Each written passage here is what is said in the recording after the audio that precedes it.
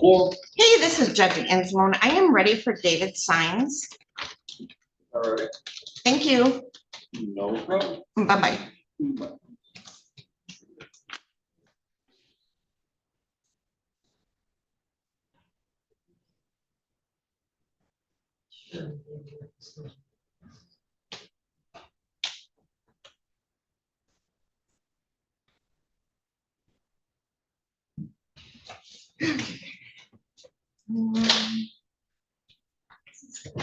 It's 2 for 1. 2 for 1. All right.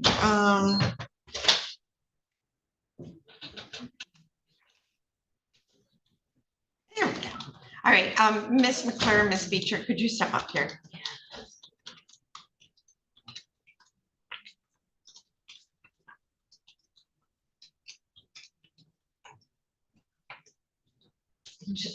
I usually don't expect you guys here, but on this No, one. it's okay. Okay, so it's the sentence under the date sentence. So this is a letter I got from Mr. Post. I think you were the prosecutor.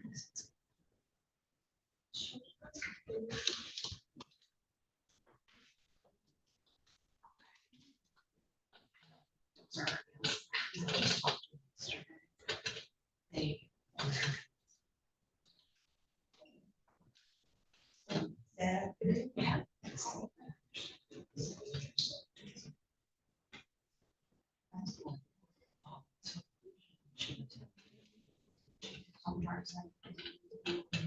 Well, she's a father. She feels. As she tested. You want me to test her today? I mean, this is part of it. The dismissal wasn't part of the agreement. The delayed sentence was just the agreement. We didn't have, I don't have, I always write agreements now. We didn't have an agreement. Delayed sentence, it was just something Mr. Moore asked for. Because I think it was Mr. Moore. Because So, Haida.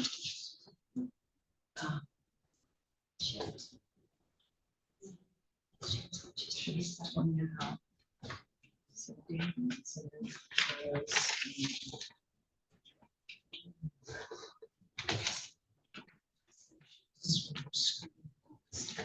said they said.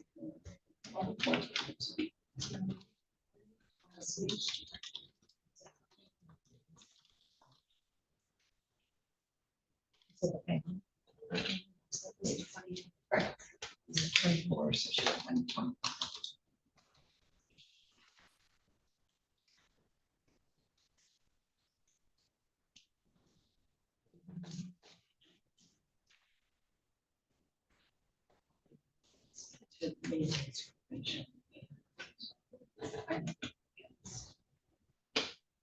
So that's a distance.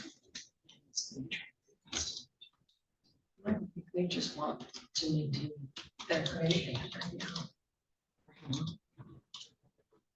Well, they. Six months in drug history. Yeah, I don't know what I should do. I mean, I do know what I want to do, but Yeah. I mean, she can be discharged on supervision. I just don't think she's already has the conviction. So the conviction can stand, she can just be released on supervision. sentence or in probation. Yeah, basically. But if they want to make sure she's. By this or they shall. I know, but if the judge is over it, she doesn't have to sentence her to more supervision. That's what I'm saying. The conviction. Yeah, yeah, Sharon does. So she's not.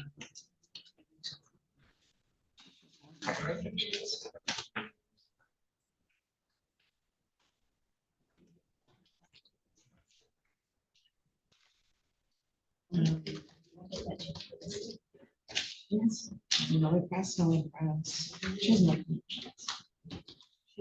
She has. CCA. Juvenile. No.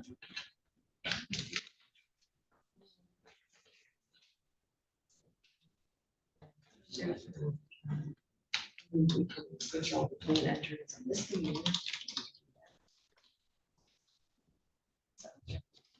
This thing, so I don't know.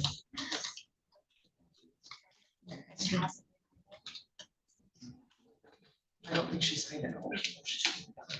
She's 25 at the days. Yeah, so she. So, well, then we can. Then we can do the, but then, I mean, it's not everyone. I know, but I don't, if I'm reducing them. Yeah. I don't want to send you tested. Yeah. I would like you know, you want me to test you with it? I don't care, I just, yeah, I would like to, know, like, what you just described. Thank you, okay. Okay, Mr. DQ, Yes, ma'am. we can move on to you. Sure. Okay. Morning, Your Honor. Hold on, let me get your file, good morning. Miss Holly and I. Hold our on, I relationship- have a publication. This isn't about the case. It's just our relationship goes back decades. I know, that's why I asked the question, should I separate you two? All right, this is in the matter of file number 2026-22630FH in the matter of the people of the state of Michigan versus Jonathan David Jewell. I have John DQ appearing on behalf of Mr. Jewell. Let's see. Miss Holly is the probation officer. Right now, Miss Holly is like the probation officer on all my cases because we're short-staffed right now. So you are Jonathan Jewell. Yes, ma'am. So we typically stand at the podium because the audio in this courtroom is atrocious. And I appreciate that. So you are Jonathan Jewell. Yes, ma'am. Okay, good. This is a date and time set for sentencing. Mr. Jewell, have you had an opportunity to read and review the pre-sentence report? Yes, ma'am. Have you had an opportunity to discuss that with your attorney? Yes, ma'am. Are you satisfied with your attorney and the advice that he has given you? Yes, ma'am. Mr. DQ, I did have an opportunity to read and review your sentencing memorandum, and I understand that he has been admitted into the sobriety court program. Is that correct? That's correct. Yeah, and the court would always follow through with that because I think it's always a great opportunity. Wonderful. But do you wish to explain or challenge the accuracy or relevancy of any information in the pre-sentence report? There's nothing, everything's accurate. There's nothing to change. He did ask me to point out to you that when it talks about his prior sobriety court experience, it indicated that he was violated, and that had to do with a high creatine level because he's a construction worker. It ended up being a hydration issue, but he did do an extra 120 hours of community service because of that screw up. But he wanted you to understand why. The other thing that isn't in the report, and that's, I'm not faulting anybody who did the report or anything along those lines. His mother presently resides with him and has done that since November of last year. It's not in the family section, but it doesn't need to be added, not necessarily. We can just, I'll consider that allocation. Okay, thank you. Anything else? No. All right, does the pre-sentence report disclose any prior convictions in which there exists any known constitutional defect? Not that I'm aware of. All right, the probation department computed the minimum sentencing guidelines to be 0 to 11 months. Do you agree with that computation of guidelines? I do. All right, before the court passes sentence, is there anything, Mr. DQ, you'd like to say on behalf of Mr. Jewell? I'm going to suggest to the court that mom and taking care of mom is probably a stressor that has caused this situation to present itself because his last contact with the system was 2012. I will suggest to the court too that when we were in front of Judge Shaver, I was even surprised that Judge Shaver was very familiar with Mr. Jewell, welcomed him by name into the court. Her statements were of the effect that she was disappointed, but that he was her poster child when sobriety court was starting because he did so well in it. So we're hoping that that will be accomplished again. Okay, anything else? No. Mr. Jewell? I made a mistake, and it was not a good one. No? And I'm gonna try and make, I'm gonna make it right. I have to. Got my mom and my dogs, and the two most important things in my life. Gotta take care of them. What kind of dog? Got, Alaskan Husky, Black Lab, and mom's two Chihuahuas. Okay. All right, anything else? I- All right. In determining the appropriate sentence in this case, court has considered the seriousness of the offense, your history, the principle of proportionality, the statutory penalty, the cost of confinement, the sentencing guidelines, the report and recommendation of the probation department, as well as what has been said upon the record at this hearing.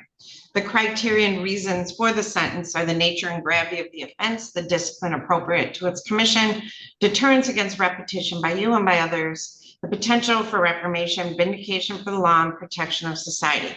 So, Mr. Jewell, I will say two things. One, you have the added benefit of having completed sobriety court, which means that you have done individual counseling and you've done therapy and you've done all that stuff.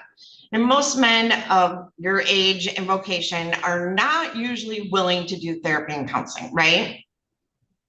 I don't have a problem with it. Right, because you've done it. I need it. All right, but it doesn't stop. Like, you never stop being an alcoholic. Right. And stressors, I mean, taking care of your mother, everybody ends up doing it, right? We all do it. And sometimes they're nice and sometimes they're not. But, you know, that's a fact of life. And so you should have known then that you needed to go to therapy or support group. So this is your fault. You Yes. made a stupid decision, but hopefully you will grow even more by going through sobriety court again, okay? So you can't use that as an excuse. That is just life. And that's what you got the dogs for, right? To give you joy? Yeah. Yeah, okay. So it's sentence of the court that you will be placed on probation for a period of 3 years. Your 2011 F-150, does that get, what happens to that car, Miss Holly?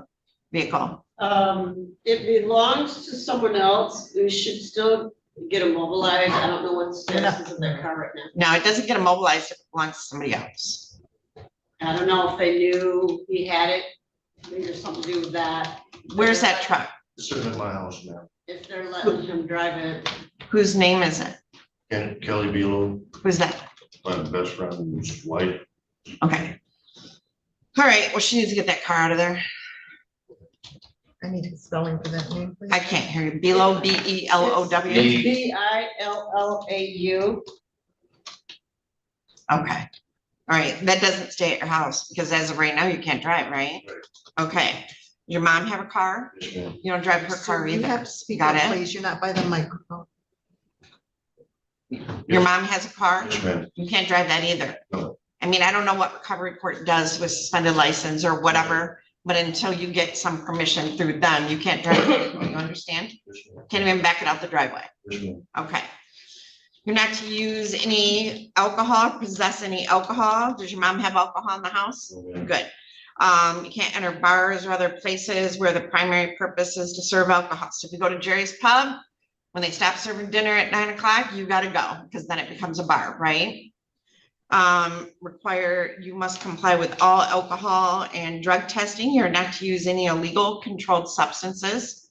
You are to take all medication as prescribed. You're not to possess any paraphernalia. You must enter and complete the sobriety court program. You already know how hard that is, so you know what to expect. When you're in that court, you must complete it or that'll be a violation.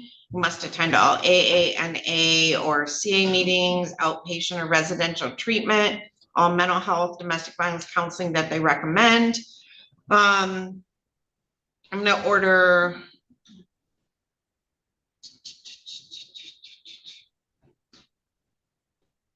I don't know what to do on these. 16.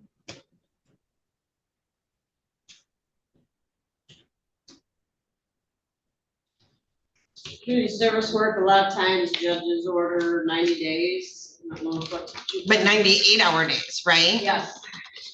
Like, I always find that overwhelming because I'm like, could I even do that? I don't know. So I'm gonna order 68-hour days. But I also know, and I am gonna do that because I know that sobriety court will also order separate community service work sometimes through programming, not to use any object as a weapon, submit to search and seizure of your property in person. If they have reasonable cause to believe you have something that violates your probation, so they can search your car, your phone, your house with reasonable cause. Can't drive a car. It's revoked for 5 years. I don't know if they have a special program through sobriety court. I'm not a part of that. They may enter your house at any time for probation supervision to verify that you live there. Restitution is in the amount of $245. That's $135 to the prosecutor's office, $110 to Adrian Police Department. Crime victim assessment fee in the amount of $130, $30 supervision fee, $60 if we have to put a tether on you. Court costs in the amount of $750. I'm gonna order a $500 reimbursement, OUID reimbursement fee, $60 DNA testing fee, and $68 in state costs. Now, I want you, Mr. DQ, he's required to serve consecutive 48 hours in jail under the statute. Do we want to do it on a weekend? That's fine, man. Yes, please. Okay, so when, Miss Holly, when's a good time for him to, like, the jail, 6 PM Friday? I don't know how they work that anymore. I didn't know if they still did weekends. I can order him to report. True. I just don't do it very often, so hold on.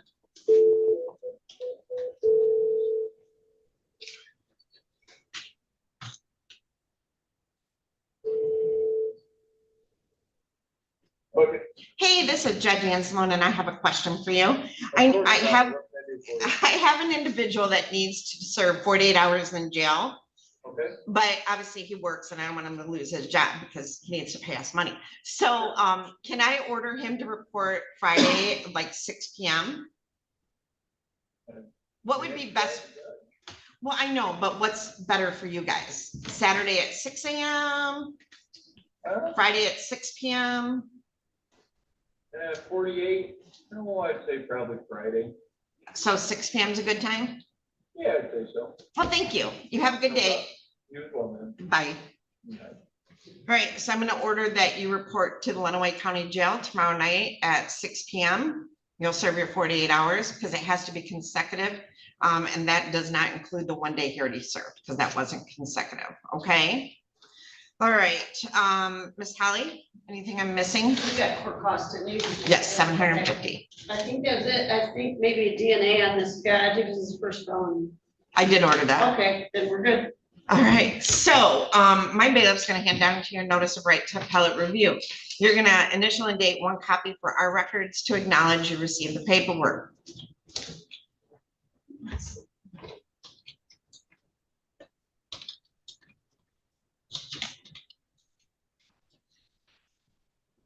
Now, the other copies are for you. If you wish to appeal your sentence, you can fill out the information on the form and mail it to the address listed on the form within 42 days. So, Mr. Jewell, you work in construction, you probably make good money, but above and beyond that 60 hours of community service, you can do community service to pay off fines and costs as well. Okay, you have a question? Yes, I do. Now, when I get into sobriety court, and I do the 90 and 90, if I spend the weekend in jail, that's gonna affect my 90 and 90. Have you already started the 90/90? No, but I can go clear down there. Well, and they'll say, okay, Monday you start your 90 and 90. I just wanna make sure. Yeah, all right, thank you. Thank you. Thank you, Miss Judge. Holly, does he need to report? Yeah, report to me Tuesday between 8 and 10. Thank you. All right, thank you. Thanks, Judge. Mr. DQ, very nice to see you again. Always a pleasure. Hopefully you took that sentencing memorandum in the right spirit that it was. Okay, Okay, I called Sierra and said, I really like this Ickle thing, but I don't want her to think that. you're being aggressive? Or that you were, No, okay, I appreciate it, I don't get offended by anything anymore, but you should know me by now. except when you two fight. It's all in love. All right. Thank you, Donna. Thank you. All right. All right, I'm gonna get your file back. All right.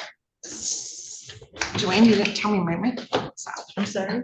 I didn't have my microphone off. Yeah, I'm sorry. it's okay. All right, this is file number 2025-22154FH in the matter of the people of the state of Michigan versus Amy Lynn Clough.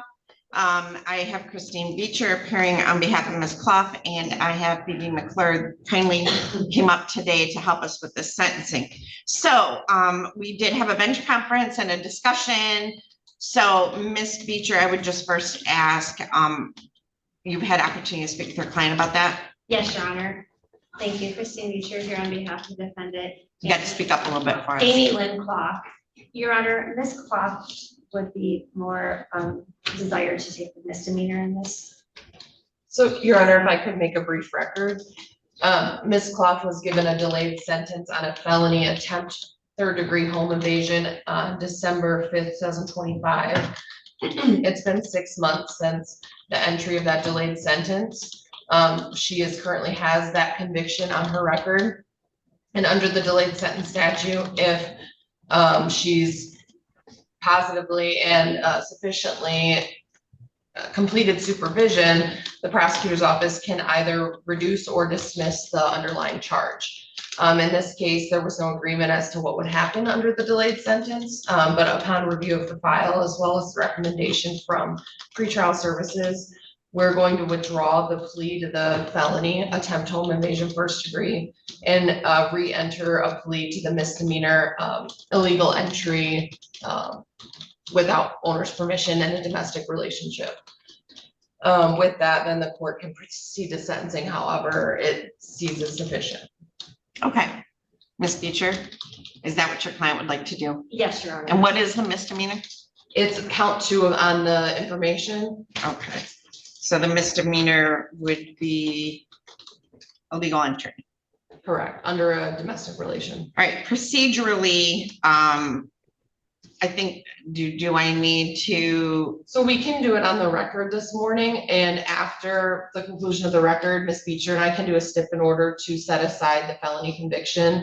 And then you would just have to do a judgment of, or excuse me, an entry of the order for the new conviction. but do we have to go through the basis for the plea and? I believe so, yes. Okay. I would think so. I mean, I guess. So I'd have to arraign her and then go through the plea. I just She procedurally, doesn't have to be arraigned because that was an original charge on Okay. her information, on her complaint. but I don't need her to place factual basis on the record. She already did for the other. The court can take judicial notice of the plea to the felony for the misdemeanor. Okay. All right, so Ms. Clough, raise your right hand for me. Do you solemnly swear or affirm to tell the truth, the whole truth, and nothing but the truth? I do. Speak up for me. I do. Okay, so Ms. Clough, lots of discussions today. And so the, what they're recommending that happen today is that a stipend order will be done, withdrawing your plea to the home invasion third degree, and you will be entering that plea to count 2, breaking and entering illegal entry, domestic violence relationship, or domestic relationship. That's a 90-day misdemeanor. You've been on a delayed sentence longer than that. So what about supervision or anything? It's totally up to the Okay. court, however the court wants to send it. Because you had a delayed, let me see, when did you enter, the judgment was from October of 2025. I'm not going to give you probation, it would just be minimal fines and costs. Speak up for me, a little bit louder. I can do that, that's fine. Okay, do you have any questions? No. All right, and is that how you'd like to proceed? All right, and so is it your intention then to plead guilty instead to count 2, breaking and entering without owner's permission? Yes, Your Honor. All right, do I need to go through the elements or no? Just take No, judicial I don't notice? think you need to. All right, and she previously entered the plea to count 1, home invasion third degree, and I'll take judicial notice of the factual basis and accept that plea then, Ms. Beecher. All right, so now I have a PSI for a felony but we're gonna sentence on the misdemeanor, but I'm gonna go through that PSI with you, okay? So, you originally were represented by Mr. Malaro, and now you have Ms. Beecher. Are you satisfied with both of them as your attorney and the advice they've given you? I am, Speak up. I am, All right, and you've had a chance to review all of this with Ms. Beecher. I have. All right, and, do you wish to, Ms. Beecher, explain or challenge the accuracy or relevancy of any information in this pre-sentence report? Your Honor, I would just ask that the header reflect that I'm here for Ms. Clough today and the sentence date be reflected as today's date. So we're not picking you up. You're very soft-spoken. I'm sorry.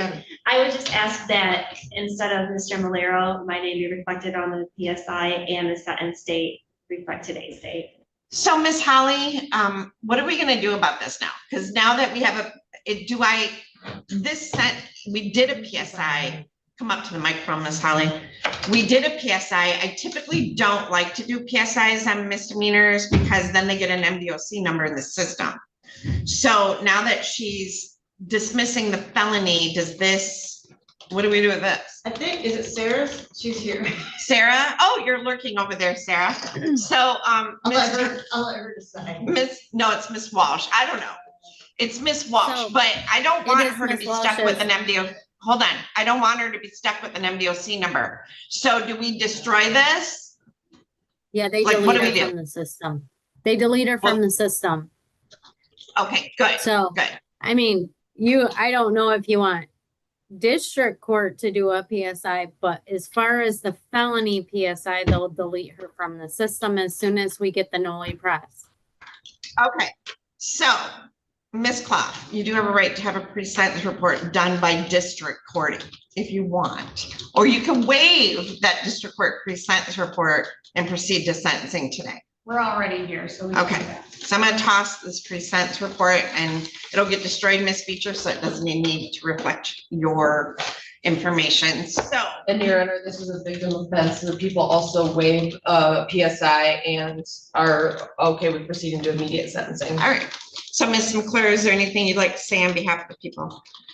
Just that I have spoken with, it would be her, I think, child's father and his new relationship, and they were the listed victims in the case. And I've spoken with them quite a bit while the case was ongoing. And one thing they just wanted to say was they like how custody exchanges and how the relationship is going right now. And they want to maintain that relationship and they want to maintain a positive relationship with Amy. So I would just ask that all parties continue to work together. We're trying. Okay. All right, Ms. Beecher, anything you want to say on your client's behalf? Your Honor, I would just ask that you proceed how we discussed and let her be completed with probation. I think what stands out the most is that she had her first child at 15, her second child at 17. And I think it's been a consistent situation of abusive relationships and toxic relationships. And she now is pregnant with her 5th child. So Your Honor. Her what child? So I would just ask that you give her the opportunity to proceed and maintain her sobriety and, her therapy to get into healthy relationships and raise her children appropriately. So Ms. Clough, anything you want to say on your own behalf? I worked really hard to get through this when it came to Hillsdale here. I have all my kids home now. Life's going good. I am pregnant with baby number 5, kind of took me back, but I feel like God gives me everything for a reason. But we're doing good right now and we're just ready to kind of just wipe our hands and just continue on with our life, so. Okay, so in determining the appropriate sentence in this case, the court has considered the seriousness of the offense, your history, the principle of proportionality, statutory penalty, the cost of confinement, the sentencing guidelines, report and recommendation of the probation department, as well as what has been set upon the record at this hearing. The criteria and reasons for the sentence are the nature and gravity of the offense, the discipline appropriate to its commission, deterrence against repetition by you and by others, the potential for reformation, vindication for the law, and the protection of society. So, Ms. Clough, I think we had this talk before, right? So children deserve better in life. okay? You worked really hard to get where you are now. You cannot slide back. Addiction is a horrible thing. It ruins children's lives. It ruins your life. And so does the criminal justice system. It's not a good thing for kids, right? Absolutely. So you're doing really well now, and you have to do that. Otherwise, you will lose your children, I will. okay? And, you know, 5's enough, unless you want more, but 5's a lot. I had 6. So, you know, you love your children and you're pregnant again, and I can tell because you keep holding your belly. But, so I wish you the best of luck. All right. It's sentence of the court that, you will pay, are you working? Yeah, Where are you working at? McDonald's. Okay. Did they give you maternity leave? And no, but they give me whatever hours I need, 7 to 3, Monday through Friday, so. Okay. Works for me. All right. I think she did already do $130 fine on the felony. Did you? I've paid quite a bit. Yeah. when I- Judge, actually, she's already paid a $68 state cost, $130 crime victim, and she's also paid $200 in court costs. All right. So I'm gonna leave it at that. I wish you the best of luck. I really do. My bailiff's gonna hand down to you your notice of right to appellate review. Initial and date the top copy, just acknowledge you received the paperwork. The other copies are for you. If you wish to appeal the sentence, you would fill out the information on the form and mail it to the address listed on the form within 42 days. I wish you the best of luck. Thank you. And Good luck. I'll prepare a stip in order for the court and the Noli press. Yes, thank you. And Ms. Thank LaFleur, you. thank you for coming down, and Ms. Beecher, thank you. And I received back a signed copy of the notice of right to appellate review. I have Mr. Signs. Do we have Ms. Underwood? I thought you on Signs. I am on the felony, Ms. Underwood is on the violation of probation. We spoke yesterday and she did plan on attending. Well, she's probably in front of Judge Olsaker because she goes there first. So I don't know when she'll get here. Mr. Dagger goes in. Okay, Double check on her. no, she goes down there first. Sword. There he is. Okay. This is file number 2026-22632FH in the matter of the people of the state of Michigan versus Alexander Edward Sword. And I have Michael Dagger Margosian appearing on behalf of Mr. Sword. This is the time set for sentencing in this matter, PSI. So, Mr. Dagger Margosian, were you able to meet with your client and review this? Your Honor, good morning, Michael Dagger Margosian for Mr. Sword. Your Honor, I did meet with Mr. Sword. We have reviewed the PSI. There are no corrections or deletions or additions to be made. You know, I gotta go through my script. You can't just skip ahead. Thank you. So, Mr. Sword, and I'm required by the state of Michigan to say certain things, so that's what I mean. All right, so Mr. Sword, have you had an opportunity to read and review the pre-sentence report with Mr. Dagger Margosian? Yes, All right, you gotta speak up for me. yes, Okay, and have you had an opportunity to ask him any questions you might have and discuss it? yes, I have. Are you satisfied with Mr. Dagger Margosian as your attorney and the advice that he's given you? Yes, I am. Mr. Dagger Margosian, I think you said no, but do you wish to explain or challenge the accuracy or relevancy of any information in the pre-sentence report? No, thank you. Does the pre-sentence report disclose any prior convictions in which there exists any known constitutional defect? I show you as none.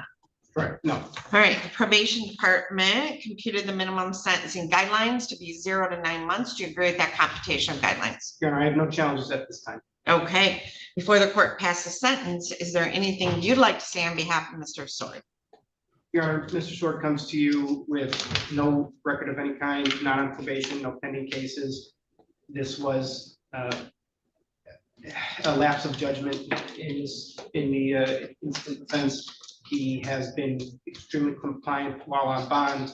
I think the recommendation is appropriate for a period of probation, as well as the agreed upon 1-year suspended jail sentence. I suspect that this court will have no issue with Mr. Sword while on probation. The only thing I do want to address with the court is I spoke with Mr. Sword And regarding his employment situation, he is looking for jobs and there are potential jobs that he has found in Ohio. However, one of the bond condition, or one of the probation conditions is listed as no leaving the state of Michigan. I would just ask the court to either strike that condition or modify it for employment purposes. But other than that, I think the recommendation is appropriate. I'd ask the court to follow. All right, and typically, I will say that except for employment issues, but I will tell you that all it would take is you, like, say you got a job over the border in Indiana, you would have to go to Mr. Moore and say, I've got a job interview, and he would give you permission to go, or, so we work with that. It's never been an issue. He did say that he was gonna go down to Ohio for an interview, but when he was driving down there, he got an alert that he was about to leave the state, so he'll just have to coordinate with Mr. Moore. Did he have a tether in? No, my phone is tracked. Oh. And it pings whenever I go within 2 miles of the I state didn't know border. we did I that. didn't either, so, yeah. Okay. Yeah. Fancy. Yeah. All right, so that's something you're gonna have to work out with Mr. Moore procedurally, how you work that, but Mr. Moore, obviously, we want our people to be employed, okay?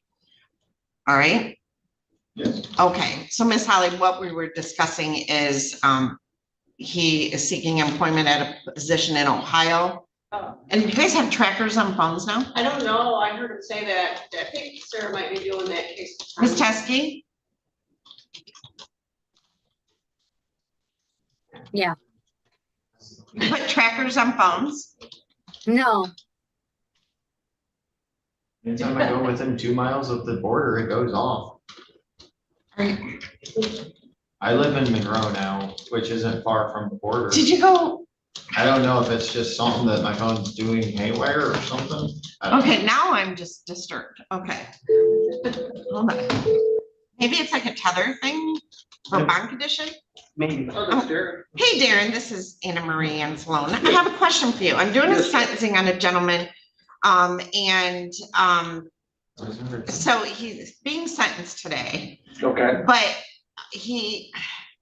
when he goes to cross the border into Ohio, his phone alerts him. Is there a tracking system or a tether system that's operated by phone? I'm not certain of that, Judge. I don't think it's us. All right, thanks, Darren. You're welcome. Yeah, that's not us. I don't know. It just pops up when I get close. Are to you on the border. sex offender registry? No, I'm not trying. Oh, so I have no idea. So that's, you gotta go. Honestly, my first offense I've ever had with the courts. Okay, well, I don't know what's going on with your phone. So you might need, who's the phone by? Verizon. You might need, did you buy it at Verizon? Uh, Where'd you buy the phone? I go through a plan with my family for Verizon. Okay, you might wanna go to the Verizon store and tell them about this. Okay. Okay. All right, so, anything you wanna say on behalf of your client? No, thank you. All right, anything you'd like to say on your own behalf, Mr. Sword? No.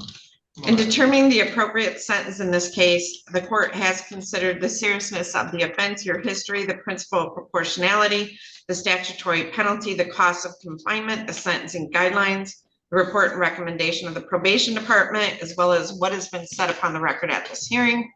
The criteria and reasons for the sentence are the nature and gravity of the offense, the discipline appropriate to its commission, deterrence against repetition by you and by others, the potential for reformation, vindication of the law, and the protection of society.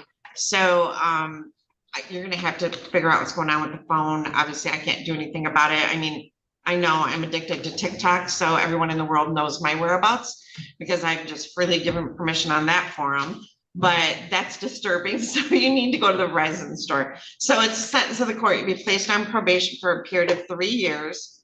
During that term of probation, you're not to violate any criminal law of any unit of government. You must complete all sexual abuse prevention programming if referred. You must waive confidentiality and allow the disclosure and exchange of information between the Michigan Department of Corrections, its authorized agents, and all CMT members, which is the caseload management team. And I don't know what that means. Ms. Teskey, what does that mean?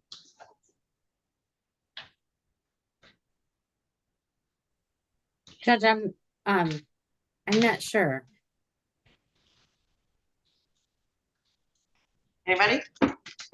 Department of Therapy's gotta go to, maybe the all involved in that. Okay, so I'm assuming Miss Holly's probably correct on that because they do treatment counseling.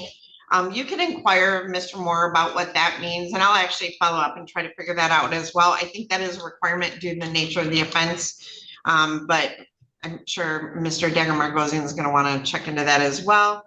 You are not to leave the state without the consent of the court unless it's for work-related reasons, but you must let Mr. Moore know. So Mr. Moore, I got a job interview in Toledo or Sylvania, whatever, let him know and get his permission. It just takes a phone call, all right, or a text or whatever. You must not use or possess any illegal controlled substances. You must take all medication as prescribed. You must truthfully report to the probation officer monthly or as often as required. Notify of any change of address or employment status. You're not to have any verbal, written, electronic, or physical contact with the individual of the initials EP named as the victim in this matter, directly or through another person. Can't be within 500 feet of the residence, floor, or place of employment. You walk into the Golden Griddle for lunch and she's there, you turn around and walk out, all right? I've had that incident a few times. Yep, you walk away, just turn around and walk away. You must not provide any care for any adults age 62 or older, or for any other disabled adults. Must not engage in any assaultive, abusive, threatening, or intimidating behavior. You must submit to search of your person and property if the probation officer has reasonable cause to believe that you have items which violate the conditions of your probation. You must report any arrest or police contact, loss of employment, change of residence. I'm going to order that you serve 1 year in the Lenawee County Jail. I'm going to suspend that. I'm going to give you credit for 10 days that you've already served. There's a crime victim assessment fee in the amount of $130. Supervision fee in the amount of $30, $60 if we have to put a tether on you. We don't have a fancy phone thing. Court costs in the amount of $750, $60 DNA fee, and $68 in state costs.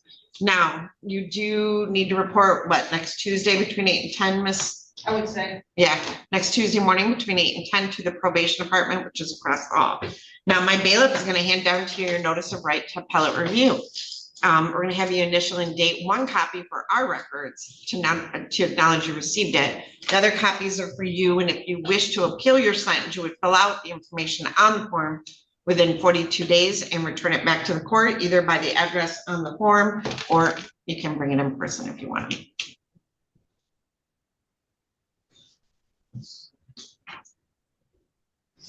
All right, and I have received back an initial and dated signed copy of the notice of right to appellate review. Thank you, Mr. Dagger Margosian. And then Mr. Sword, you report next Tuesday morning between 8 and 10, okay? All right, thank you. Anything else, Mr. Dagger Margosian? Not until 11, Judge, I'll be back. Is that gonna be a plea? Yeah. Okay. Thank you. All right, thank you. All right, I got Miss Underwood on Zoom and I got Miss Malatino in the courtroom. I have Mr. Sines on Zoom from the jail.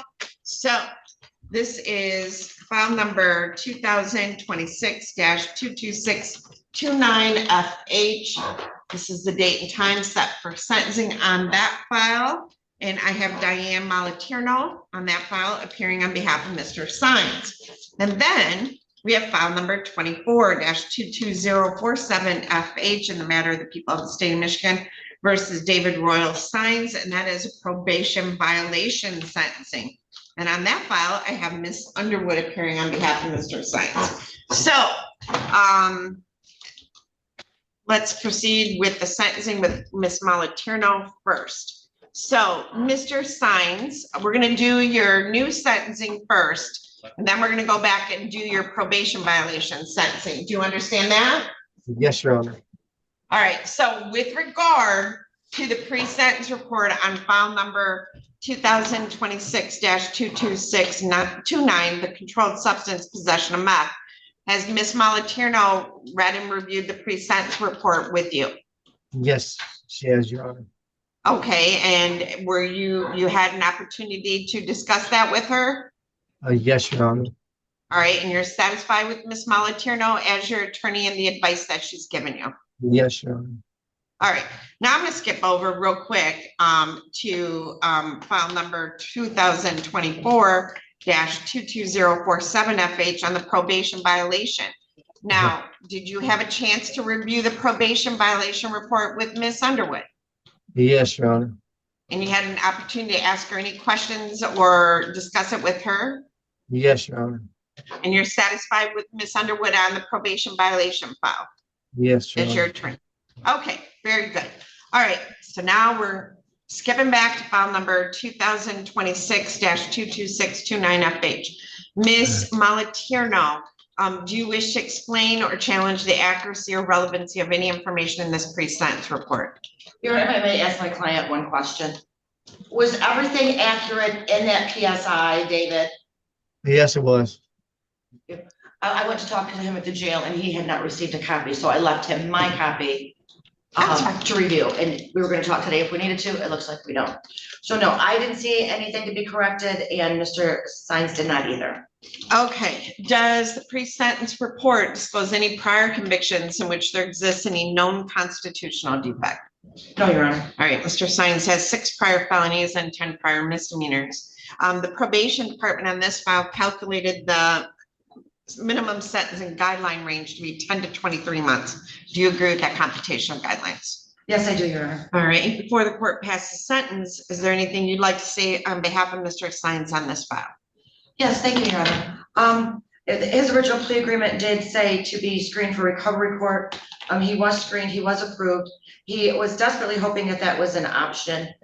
He states to me that he wants and needs that accountability outside of the jail, rather than a jail term. He was actually doing very well, since rehab. And you've heard a zillion times that relapse is a part of recovery. This wasn't just an urge or whatever. His brother died. He did go through a major life loss. That did help cause him to relapse. He has served 115 days and he's ready to put the work in on the outside of the jail facility. And Ms. Holly states correctly that he is doing very well in jail, attending programs and things like that.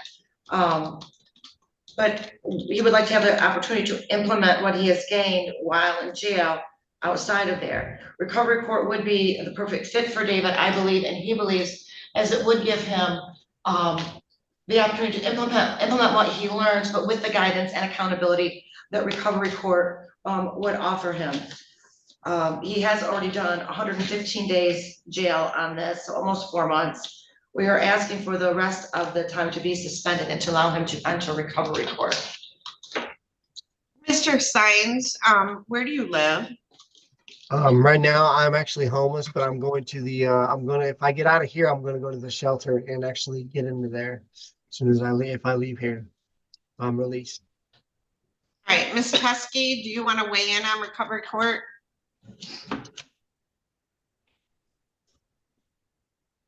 Your Honor, he was approved for recovery court. I am not sure he completed treatment when.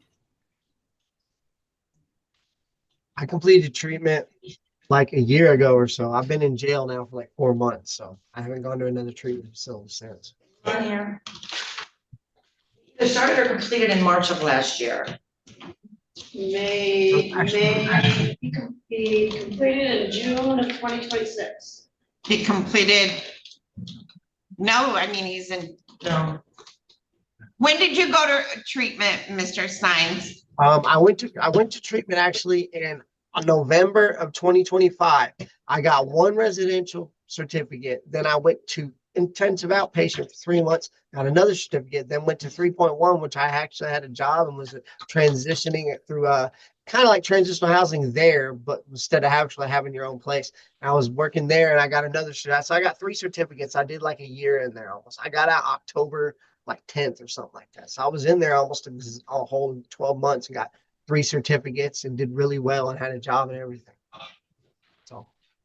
And then you got out and relapsed. I got out in like October of last year sometime. Middle of October 2025. And you relapsed. I relapsed probably 3 or 4 months later after I found out my brother died. Yeah. All right, Ms. Teskey. So, Your Honor, my only reason for asking those questions is to try to determine whether he meets criteria for residential treatment or not.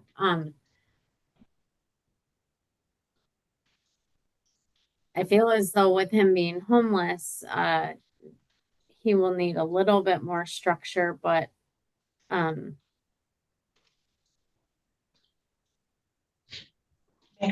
he's already did 4 months and his recommendation is for 6 months. I mean, we may not be able to get him in that quickly. Those guidelines are 10 to 23, so I can do what I want with that to make Okay. sure we can get him into a treatment facility. So Ms. Teskey, is there anything barring him from admission to recovery court? No, ma'am. We approved him. Awesome. All right. So Mr. Sines, hold on. So we understand that we're probably going to release you to a treatment facility, which means I'm going to give you a jail term to allow us to release you to that treatment program. That's fine. And then recovery court, you know, you'll have a caseworker team working with you to help you find housing and work with you through the shelter. We have lots of people that start out at the shelter, so it's not unusual, but it's very time intensive. Do you understand that? Yeah, I understand because I know a lot of people that have taken it and it's not easy. It's not an easy task, I know. But I think it's something that I need, the structure to help me get back on my feet and do what I need. I think I really deserve the help. I need the help, you know. So it's better than just me, because I weighed it out. Like, what can I do, a year, whatever they give me, just to be back out on the streets, or do I need something that's going to pin me down and actually give me structure? And that's what I think I really need. And this program would help me with that. Okay. Anything else then, Ms. Malaterno? Yeah, sure. I just want to comment on the homelessness, and that is part of the reason that he wanted release in the summertime, because it's easier than getting released 6 months from now if the recommendation was followed. That being said, we did talk about release to treatment, and he was actually fine with that idea, and he understands where he's at and what he needs. And I think release to treatment with the step down housing, transitional housing and stuff with the job help, that will keep him very busy and might be absolutely what's best for him. And I think he's very happy with that idea also. All right. Anything else you want to say, Mr. Sines, on this file? No, Your Honor. All right. Well, in determining the appropriate sentence in this case, the court has considered the seriousness of the offense, your history, the principle of proportionality, the statutory penalty, the cost of confinement, the sentencing guidelines, the report and recommendation of the probation department, as well as what has been set upon the record at this hearing, the criteria and reasons for the sentence of the nature and gravity of the offense, the discipline appropriate to its commission, deterrence against repetition by you and by others, the potential for reformation, vindication of the law, and protection of society. So on this file, Mr. Sines, it's sent to the court that you'll be placed on probation for a period of, you want 3 years or 2 years, Ms. Teskey? 3 years, Your Honor. 3 years probation. I'm going to order that you serve 10 months in the Lenawee County Jail. I'm going to give you credit for 115 days, but you may be released to inpatient treatment when a bed becomes available. So that could be next week, it could be 2 weeks, okay? Okay. All right. And when you are released to treatment, Mr. Sines, you will comply with all terms of that program. You will, like, I get people that, well, I didn't like the people I was with. Too bad. Too bad. You're not there to like people. You don't get in trouble. You don't get kicked out because that's a violation of probation. Yeah. Got it? Yeah, I was gonna say, yeah, I mean, when I was at the courts, they told me, you know, on my COBS agreement, when I was on probation last time, they said just complete the treatment. And I got so good in there with the structure, I needed the help. I could have just got a certificate. I got 3 of them, and I chose to max out as much time as I could possibly get to get help when I was in there. Good. Yeah. You will pay, hold on.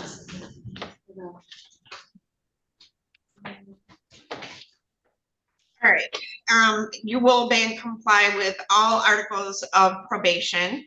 You will not to use or possess any illegal controlled substances or drug paraphernalia. And that does include marijuana, because as part of the drug court program, you're there because you have an addiction issue. So you're not allowed to use marijuana either. It also affects our funding, so we don't allow people to use it.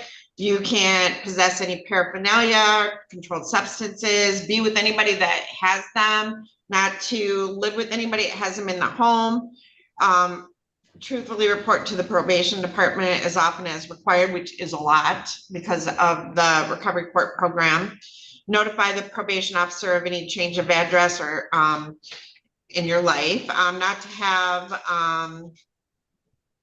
not to engage in any assaultive, abusive, threatening behavior, not to consume alcohol or have alcohol in any residence that you live at, report any arrest or police contact, loss of employment, change of residence. There's a crime victim assessment fee in the amount of $130, a $30 supervision fee per month, $60 if we have to put a tether on you. Pay $750 in court costs. $68 in state costs. Did the supervision fee. Miss Teskey, is there anything else I need to add to that? No, Your Honor. And understand, you must enter and complete the recovery court program. So, and obey and comply with all the rules of that program. Okay, Mr. Sines? Yes, Your Honor, thank you. All right, so Ms. Moliterno, I'm gonna step away from yours to Miss Holly's case. Or Miss Underwood's case. So, Mr. Sines, with regard to probation violation, let's see, he was placed on probation back in 25. So, Miss Teskey, I know the recommendation is a revocation on this. Do you want me to revoke his prior probation or leave him on it? No, Your Honor, revoking would be great at this time. Okay, so Ms. Underwood, I will be following the recommendation on your file, okay? Well, I would just ask that if you're going to revoke, no further jail time be given. No, I know. I'm not gonna give him any more. Okay. Ms. Underwood, is there anything you'd like to say on behalf of Mr. Sines on this file? Just, Your Honor, I feel with the with the sentence on the recent file that a revocation would be appropriate at this time, Your Honor, allowing Mr. Sines to concentrate his efforts on recovery court. Okay. Mr. Sines, is there anything you wish to say regarding the probation violation file? No, Your Honor. All right, so it is the sentence of the court on this file. It will revoke and terminate your probation, and I will give you credit for 171 days served in the Lenawee County Jail. Now, Mr. Sines, we are going to send over to the jail 3 copies for each file of your notice of right to appellate review. We're going to have you initial and date a copy on each file for both files. And then the other copies are for you. If you wish to appeal your sentence, you would fill out the information on the form and mail it to the address listed on the form within 42 days. All right? Okay. Yes, Your Honor. All right. Thank you, Mr. Sines. Thank you. I'm done. We're done. All right. Thank I you. do have a pickup. So Ms. Moliterno, nice job. All right. So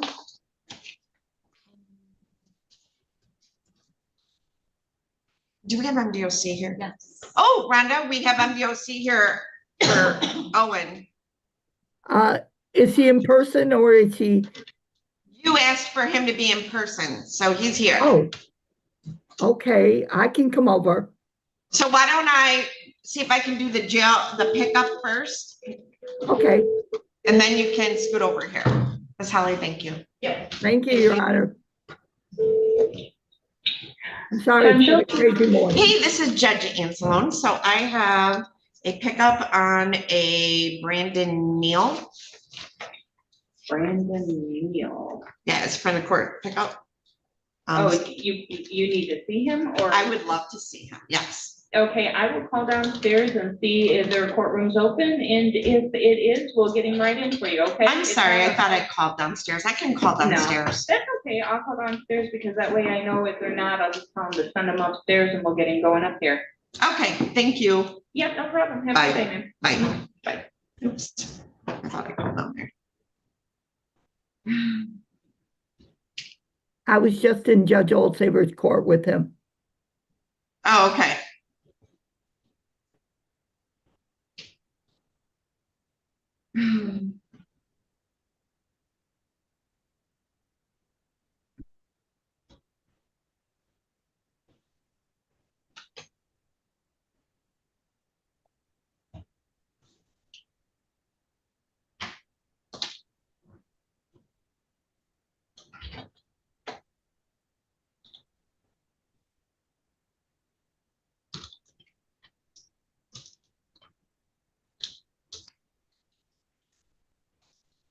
Bless you.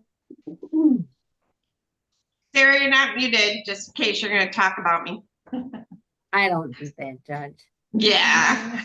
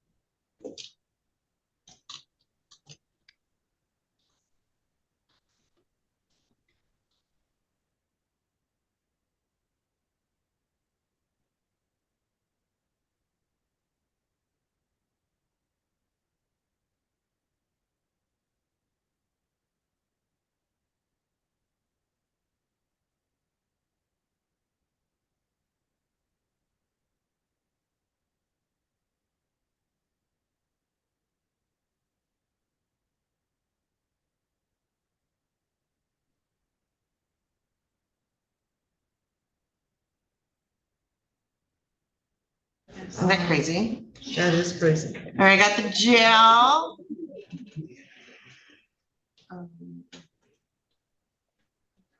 Got the jail, so let's see. Why do I have so many jails? Oh.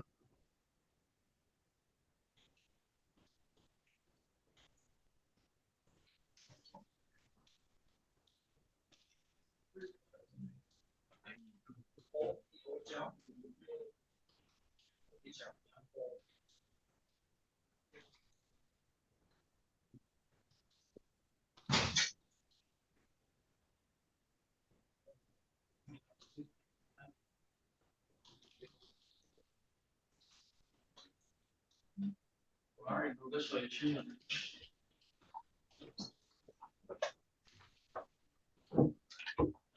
All right, so are you Brandon Neal?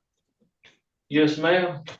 All right, good. This is, we have two files. We have file number 2020-47538 DP in the matter of Brittany Gwynn versus Brandon Neal. And then we have file number 2021-48866 DP in the matter of Melissa Francoeur versus Brandon Neal. We are here today on two things. One is a show cause for failure to pay child support. And file number 20-47538, Mr. Neal is ordered to pay $462 a month in child support. He has an arrearage of $29,808. This is a minimum is third show cause. There was a hearing scheduled on October 20 of 2025, and Mr. Neal failed to appear. He was present on the record on July 21 of 25, and I adjourned it to September 15 of 25. And then it was adjourned, it looks like, to October 20 of 25, and he failed to appear. Those adjournments, hold on, hold on. And then on file number 2021-4866, Mr. Neal's ordered to pay $269 a month in child support. His arrearage now is $14,756. He was also ordered to appear on September 15 of 25. And he looks like Mr. Anderson, I'm a little confused. So it says he failed to appear on September 15, but the body of the notes say that it was adjourned to September 15, and then he failed to appear on October 20 of 25. So was the September 15 date adjourned to October 20 of 25? Yes, Your Honor, that's correct. Okay, so the failure to appear date in the upper body is incorrect. All right, so, and this is at least his third show cause on this file as well. Since those dates, the arrearages have gone up. So, Mr. Neal, the maximum penalty for failure to pay child support or failure to appear could be up to 90 days in jail. It is a crime to fail to pay child support as ordered. You do have a right to have an attorney represent you on this case. If you can't afford to hire one, we can appoint one at public expense. Do you wish to retain counsel or do you wish to hire an attorney? Or ask for a court appointed? I got Mrs. Underwood. Okay, so Ms. Underwood, I'm gonna open up a breakout room. Your Honor, I really don't think I need one. Okay, he's also made no payments. Okay, Your Honor, Mr. Neal pled guilty this morning to a violation of probation in Judge Oldsaber's court. That violation was for failure to pay fines and costs and failure to appear. Mr. Neal is working. He does hope to pay on his fines and costs, and he's working for Amazon, hooking and unhooking trailers, Your Honor. He has a $900 check coming on Friday. He hopes to use that to pay on these things, Your Honor. He understands that he has obligations. I would ask, seeing he has a sentencing scheduled for next week in Judge Oldsaber's court, if this court could set this for perhaps the Monday after that and give Mr. Neal a PR bond, since he's going to be on probation, and absconding really would not be a smart move on his part. If the court would put him on a PR and let him address the probation violation next week and hopefully get some money in on both cases.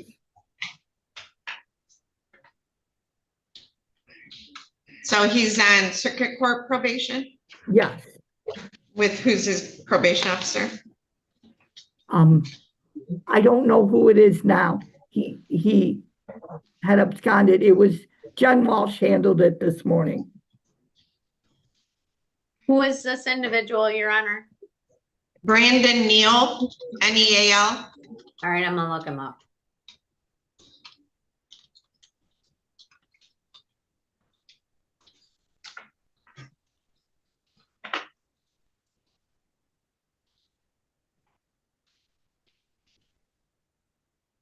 Brandon Dale, yeah, I see him. Yeah.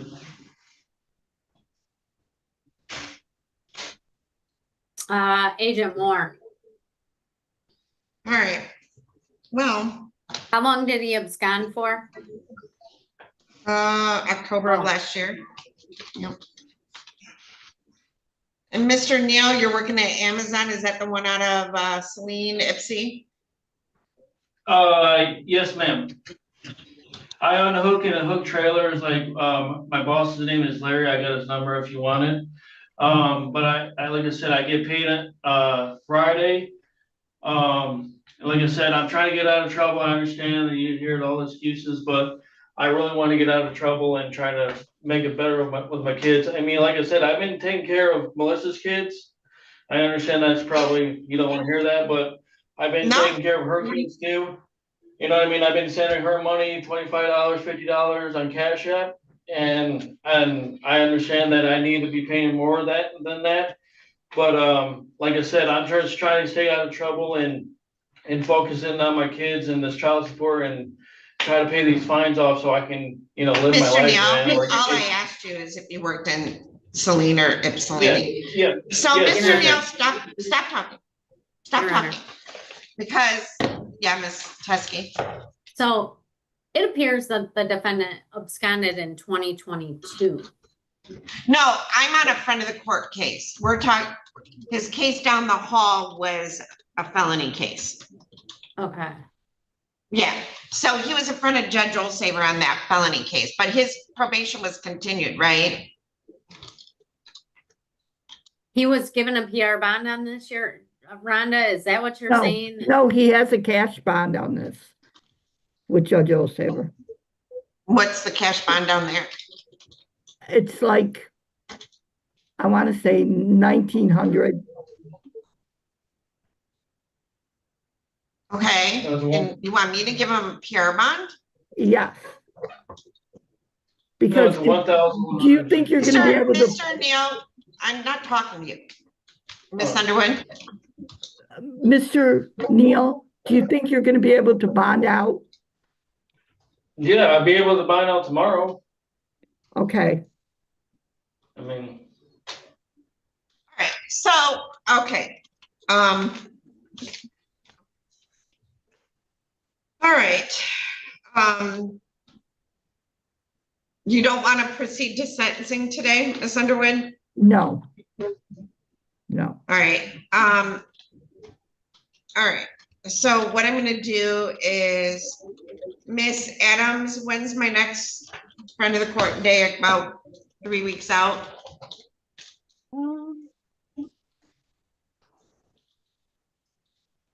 August 24. And when's he being sentenced down the hall, Miss Underwood? Next week, the 6th, I believe, Your Honor. Miss Adams, do I have any room on August 6th at 8:30?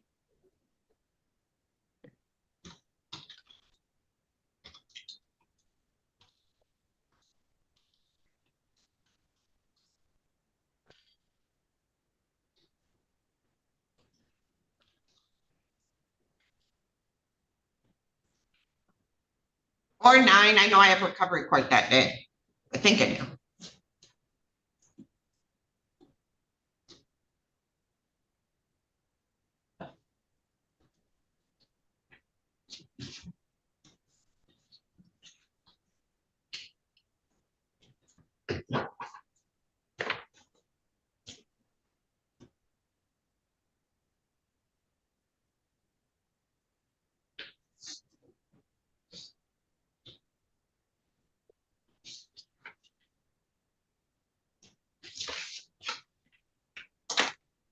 How long have you worked at Amazon, Mr. Neal? 6 months.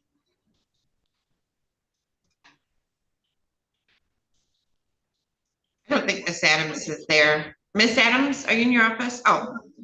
Sorry, Can I yes, get him Judge. anywhere like at 8:39, 9:30 next August 6th? 6. You have a 8 a.m. neglect trial. It's 8 to 12. 8 to 12? Yeah. Okay. I'm gonna put this in and take a break to do this at 8 a.m. So I will set this over to August 6th at 8 a.m. for sentencing, Miss Underwood. I'm not giving him a PR bond. He has absconded. He has been in here multiple times. He's been working for 6 months and has not given us a dime. So, but I am going to set his bond on file number 2020-47538 in the amount of $462 cash. And in file number 2021-48866 in the amount of $269. That's his monthly payment. Mr. Anderson's gonna make sure we get that income withholding in place. Mr. Neal, until front of the court, if you post your bond and get out, you'll have to appear obviously via Zoom to both Judge Olsaver and my court that day. Mine's at 8 o'clock. I think Judge Olsaver is at 8:15, right, Rhonda Underwood? Yes, Your Honor. And Mr. Neal, I know that you have someone that lives with you, so someone can post that bond if they can post the $1,900.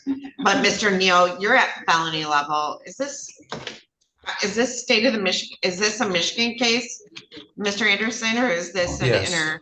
it's a Michigan Yeah, case. so, you know, at any time, the Attorney General can charge you with the 4-year felony and you're gonna be sitting in jail till you post 20%. And that's a lot of money, but if you're making payments, then the AG's office is less likely to do that.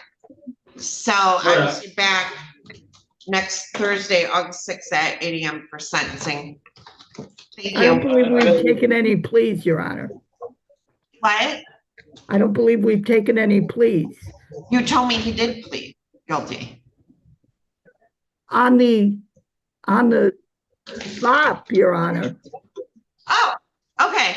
I'm sorry. I thought you meant on this, he had pled guilty before. Okay, so we'll set it for a friend of the court show cause on that day as well. Thank you, Your Honor. Your Honor. All right. What? Do I have a bond for this case?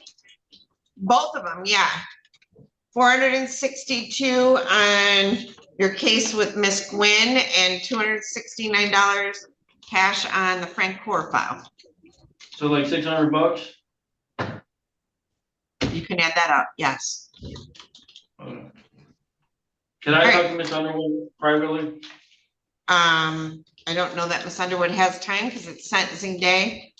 So probably not, Miss Underwood. Mr. Neal, I'll try to Zoom you sometime. Okay? Okay, all right. Thank you. Mr. Neal, if you're Thank you. released, you need to report to probation immediately. You said what? If you are released from jail, you have to report to probation immediately. Yes, For Judge ma'am. Olsaver stuff. Okay, Yes, ma'am. thank you. Yep. Okay. Oh, all right, Brenda, you're gonna head over, or Miss Underwood, you're gonna come over and speak to Mr. Owen.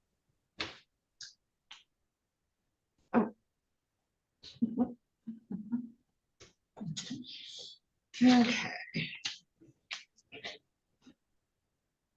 Yeah, I've got a couple minutes. She'll need to get in to see him. Yeah, there's someone down there. Oh, is that? Okay. All right, I'm gonna take a recess. Please rise.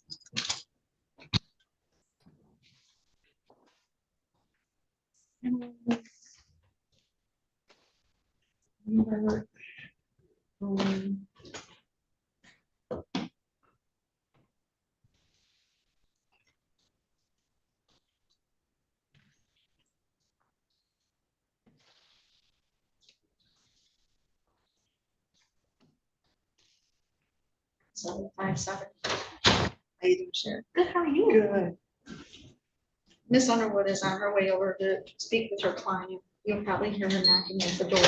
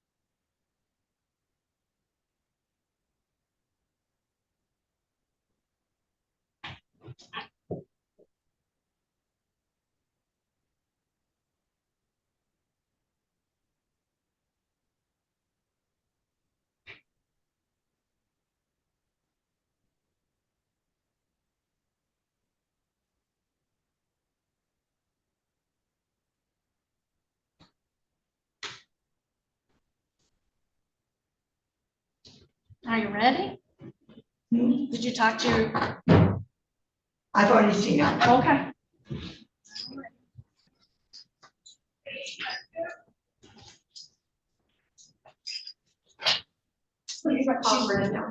Yeah. And 757, you can bring him down.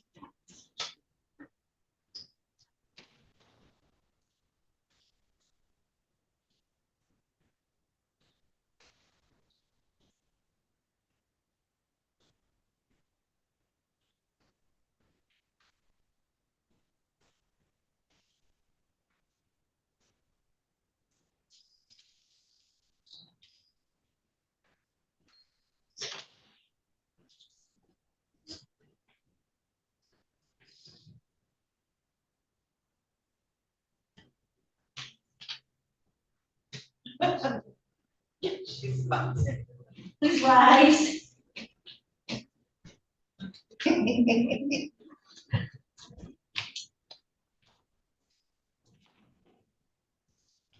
Seated. All right, he's walking down the hall, Miss Underwood.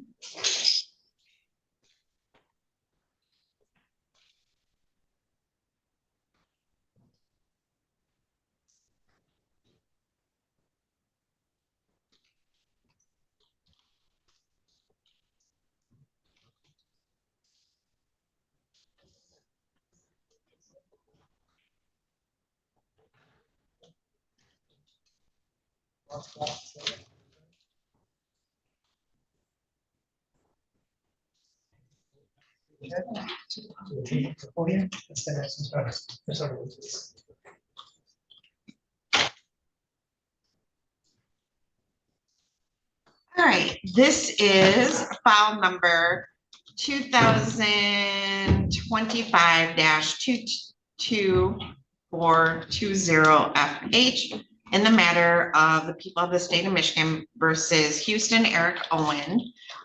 So my note says his last name is Owen, not Owens. Yes. So we'll need to amend the PSI. Your Honor, NDOC has his name spelled two different ways, so we can probably just place on the record in order to clarify that it's Owen instead of Owens, because they have it in there too. This was kind of a point of contention when he took the plea. So I did look into that at that time. Okay. So Mr. Owen, Your last name is Owens with an S. okay. So they have him in MDOC. They have him in both ways, Owens and Owen, but this is currently Owens. My court file is Owen. Right. And then there's other things that I have that are Owen as well. So if I think we are good if we just place on the record that it's Owens versus Owen. yeah, because he signed at Owens. And let's see when. Okay. So that probably needs to be a correction in our file. Okay. So Mr. Owens, kind of scoot up a little bit towards the microphone. You're very soft-spoken, so I want to make sure that we pick you up, okay? So it is Owens with an S, correct? Yes, ma'am. Okay, good. And Mr. Owens, this is the date and time set for sentencing. We have Miss Underwood here as your attorney. Have you had a chance to discuss and review the pre-sentence report with her? Yes, ma'am. Can you speak up just a little bit for me? Yes, ma'am. Okay, and you had an ample opportunity to speak with her about it? Yes, ma'am. Are you satisfied with Miss Underwood as your attorney and the advice that she has given you? Yes, ma'am. All right, Miss Underwood, now that we've rehash the last name issue. Do you wish to explain or challenge the accuracy or relevancy of any information in the pre-sentence report? I don't believe we do, Your Honor. All right. Does the pre-sentence report disclose any prior convictions in which there exists any known constitutional defect? It does not, Your Honor. All right. Probation Department has computed the minimum sentencing guidelines to be 12 to 24 months. Do you agree with that computation of guidelines? Just 1 second, Your Honor. The only thing I would, even raise is number 9. OV9? Yeah. Okay, let me get that. OV9 is number of victims. He is scored 10 points for 2 to 9 victims were placed in danger of physical harm. So hold on 1 minute. Okay, so Officer Benson and Sergeant Barton, according to the police report, were attempting to place the defendant in restraints due to disruptive behavior when he tensed his arm and pulled his left arm away. Officer Trey Fry displayed his taser but did not deploy it. They were able to gain compliance and escorted him to the holding cell. Sergeant Barton located 2 shanks, prisoner weight weapons, which were both approximately 6 inches in length, sharpened to a point. Okay, go ahead. So I would say, wasn't anyone placed in danger, Your Honor. These shanks were not brandished, they were not used. They were simply found after my client was compliant. Okay, hold on 1 second. All right, OV9 may only be scored on the basis of conduct occurring during the sentencing offense and conduct occurring after an offense is completed. The defendant, let's see, all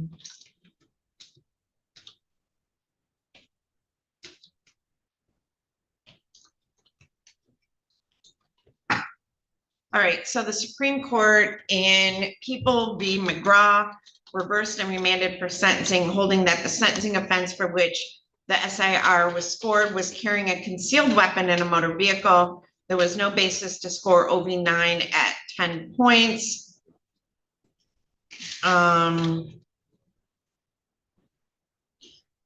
There's another case, People v. Nawas, where the defendant was convicted of discharge of a firearm at an occupied facility. The Court of Appeals affirmed the scoring that 2 or more people were placed in danger when the weapon was discharged. Defendant was okay, can aggregate, hold on. So I am going to reduce that down to 0. Had he attempted to use the shank on the officers, obviously it would have been appropriate. There's no question. Okay, so I will reduce OV9 to 0. He says OVs to 0, okay. And then 90 over 0, this is a class E. So that takes his guidelines to 9 to 23. Your Honor, I don't have the guide. I'm looking, okay, sentencing grid for E, class E. If his OVs are 75 plus and his PRVs are 75 plus and his OVs are 0 to 9, I believe that's 9 to 23. Would you agree with that? 9 to 23? Yes, Your Honor. You want to look at it? I believe you. Okay, do you want to look at it? I do not. Okay, all right, so we are going to, because if I had, so we're gonna change the sentencing guidelines to 9 to 23 months. In this case, there was a COB sentencing agreement to the low end of the guidelines. So is there anything else? Just that are you asking anything else prior to sentence? Thank you, Your Honor. My client is sincerely sorry for his conduct. He does understand the dangers that weapons in prison present. He did not use them. He did not intend to use them, certainly against guards. Your Honor, he understands the sentencing agreement that we've made today, and we would ask that you sentence him. I believe it would be 9 to 60 months on DOC time, and he's aware that that is consecutive to what he's doing now, Your Honor. All right, Mr.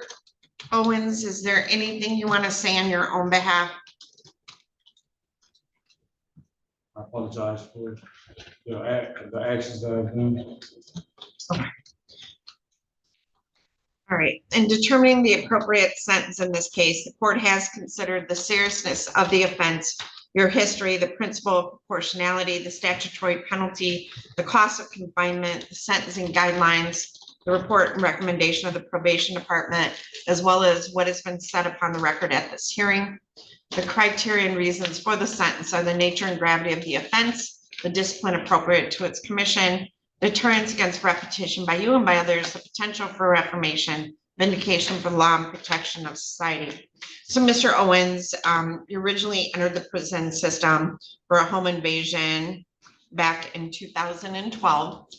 And then on April 10 of 18, you had a charge of assault of a prison employee. On July of 2019, assault of a prison employee, 2 counts attempted out of Marquette. Where are you at now? Adrian. There you're, okay. So your 15-year sentence is probably maxed out almost, or is already maxed out, isn't it? Yeah. Yes, ma'am.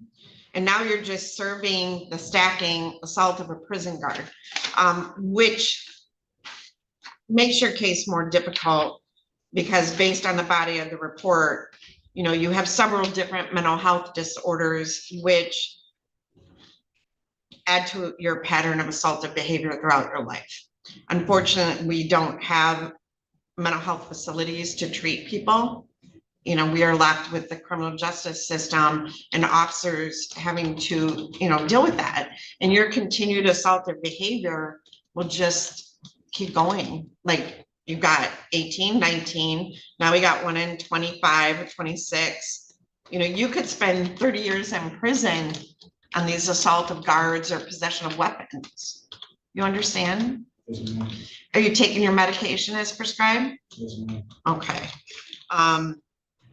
So it is a sentence of the court that you will serve 9 to 60 months with the Michigan Department of Corrections. There is a $68 state cost and $130 crime victim rights fee. And because this is consecutive, you don't get any credit. You understand? Yes, ma'am. Now, you do have the right to appeal the sentence. My bailiff's going to hand down your notice of right to appellate review. They're going to have the initial and date, 1 copy for our records. The other copies are for you, and if you wish to appeal your sentence, you would fill out the information on the form and mail it to the address listed on the form within 42 days.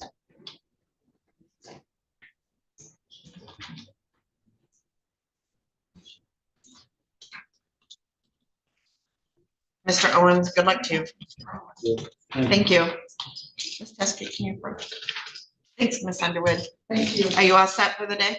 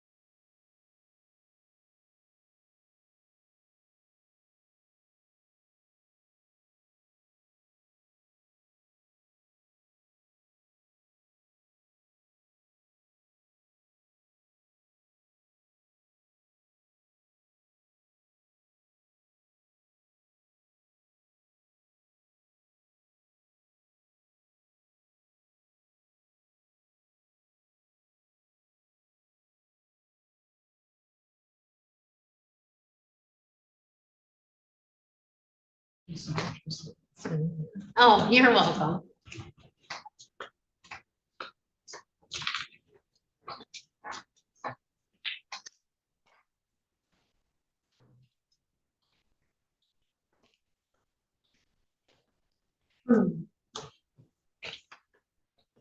Okay.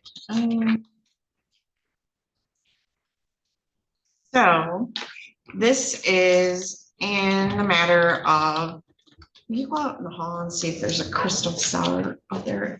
Sour.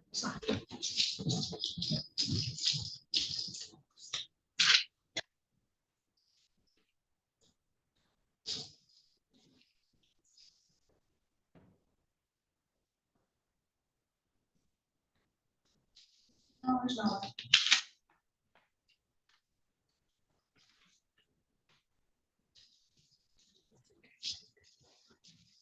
No. No. Okay, so this is file number 2026-53681 in the matter of Crystal Sar and Chris Sar versus Dane, it's Tyson, correct? Why don't you come up to the podium?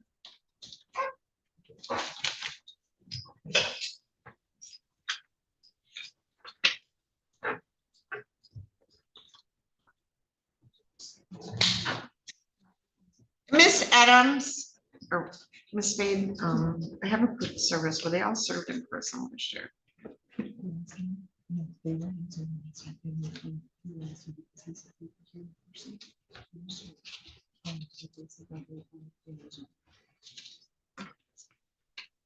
So, Mr. Tyson, this is the date and time set for an evidentiary hearing on your motion to terminate the personal protection order. Crystal Sar and Chris Sar were present last time via Zoom, I think, for this hearing. And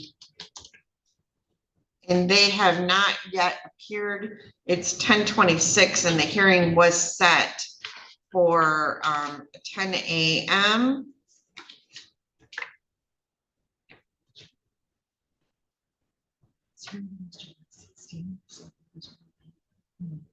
Yeah, it's the date of the notice, but they were present on the record. Yes, they were. And we put this date on the record, Yes, right? you did. Yes. And they were given notice on the record to appear, but they have failed to do so. So, Mr. Tyson, it's difficult for me to proceed without them here because I can't get their testimony. Do you understand? Yes, I want a copy of the record from last time around. Okay. What do you mean? I had Miss Spade transcript a whole copy of the record. And the biggest evidentiary piece was they said I didn't say much at all. And so I was gonna go off that of their own record testimony. Is there a transcript, Ms. Spade? Yes, Judge. Do you have a copy of this? No, I don't want to see that. Would you like a copy of it? Hold on, just hold on. I got it, hold on.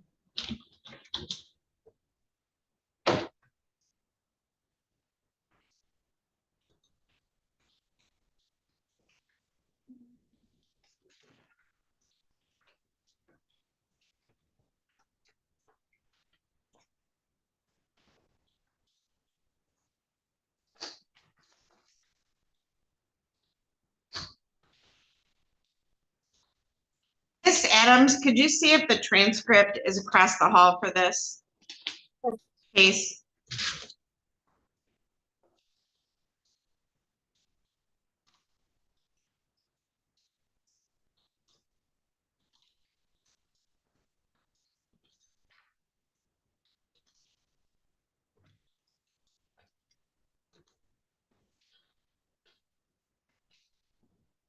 Hold on, Miss Adams is walking across the hall to get a copy of it for me.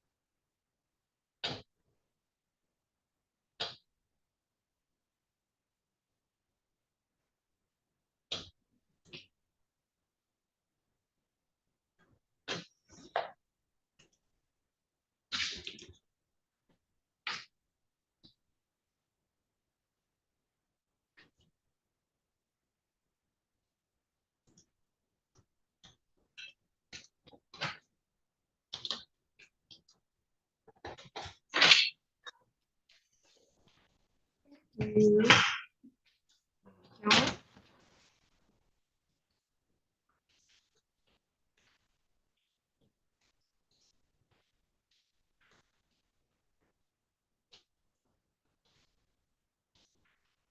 All right, so I have received a copy of the transcript that was filed on July 28th of 2026 regarding the hearing on July 16 of 2026. At that time, we took testimony from Crystal Sar, I swore in Crystal and Chris, as well as Sar, as well as Dane Tyson. All right, and let's see. Ms. Sar testified regarding the behavior that she felt was threatening and intimidating. She talked about the fact that she was afraid to let her children out, that Mr. Tyson is recording her and them, yelling at them, screaming at them. He was throwing carpets, and she felt like she was in danger. She said she was in her backyard. He was throwing stuff in his own backyard, not at them. She said he doesn't say much to her, but I'll tell him to go inside because I'm not going to deal with him. He has called us names and records our children. He cusses about the bubbles. He's called the cops about fireworks. We served him with the PPO. He yells at us, stop what we're doing in our yard. Does he call you names? Yes. That we're fucking stupid, that we're retarded.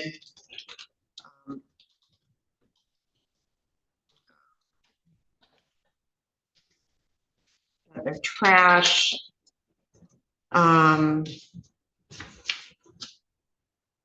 Let's see. Is he already outside? I asked, or does he come outside? And they said he comes outside. When we go outside, he will start recording us.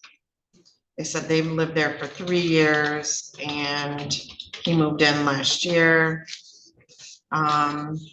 She said since the PPO has been entered, it's been very peaceful. He doesn't say anything to us and he's not doing anything else. Then I went to Mr. Tyson and we discussed his motion to terminate, which was timely filed. And you told me at that time you deny all the allegations. He says, and you stated that you called the police. You live 16 feet apart. I can hear everything through the windows.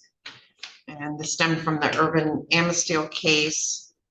And I was told to start recording stable conditions in the neighborhood. And let's see.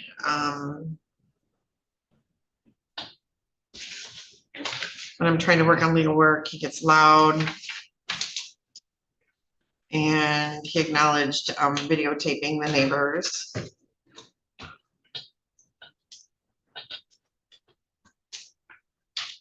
And then he hung posters out saying loud music violations, no trespassing. Okay.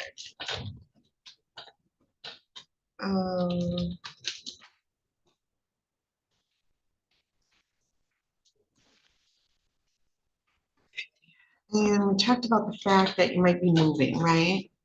There is this possibility. I'm gonna be talking to Urban Council on Friday. They emailed me.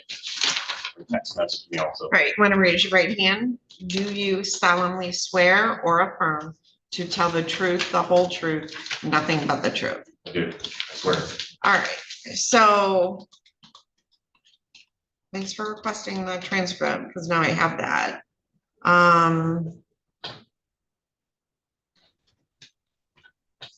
Okay, and we mailed the notice to Mr. and Mrs. Sar.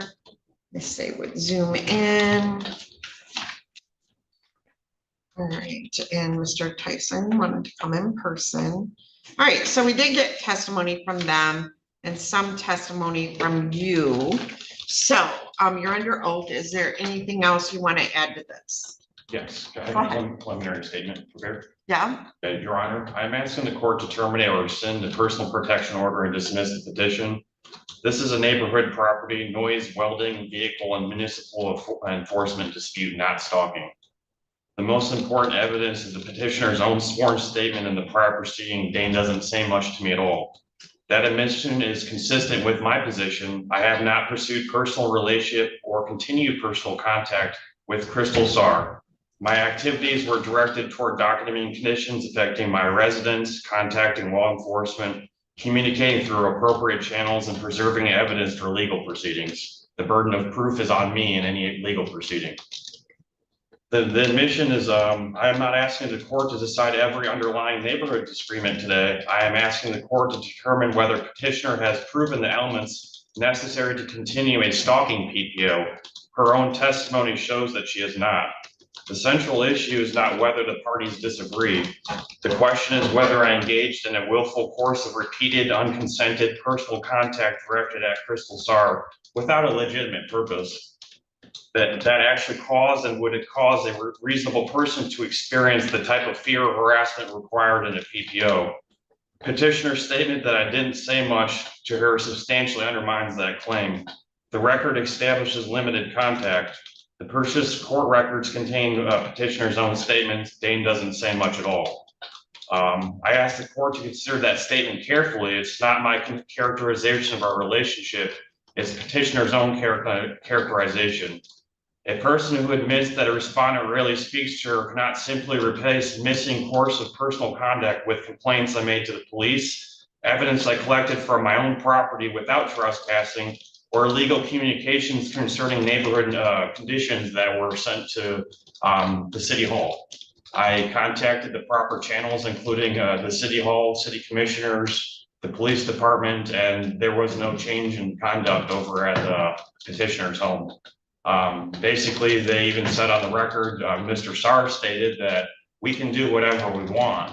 And that's where the central disagreement is. They're refusing to read zoning code, and zoning code clearly states if you're going to have any type of municipal business in Adrian, you need to declare it one with the city. It has to meet certain terms such as having an enclosed structure, which is most important. Section 302.8 the city zoning code clearly states you have to have a enclosed structure.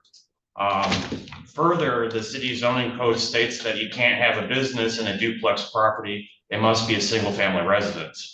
I do not believe that they meet any of those criteria, and the avoidance of that criteria meeting has caused me personal disruption at my home. We live 16 feet apart.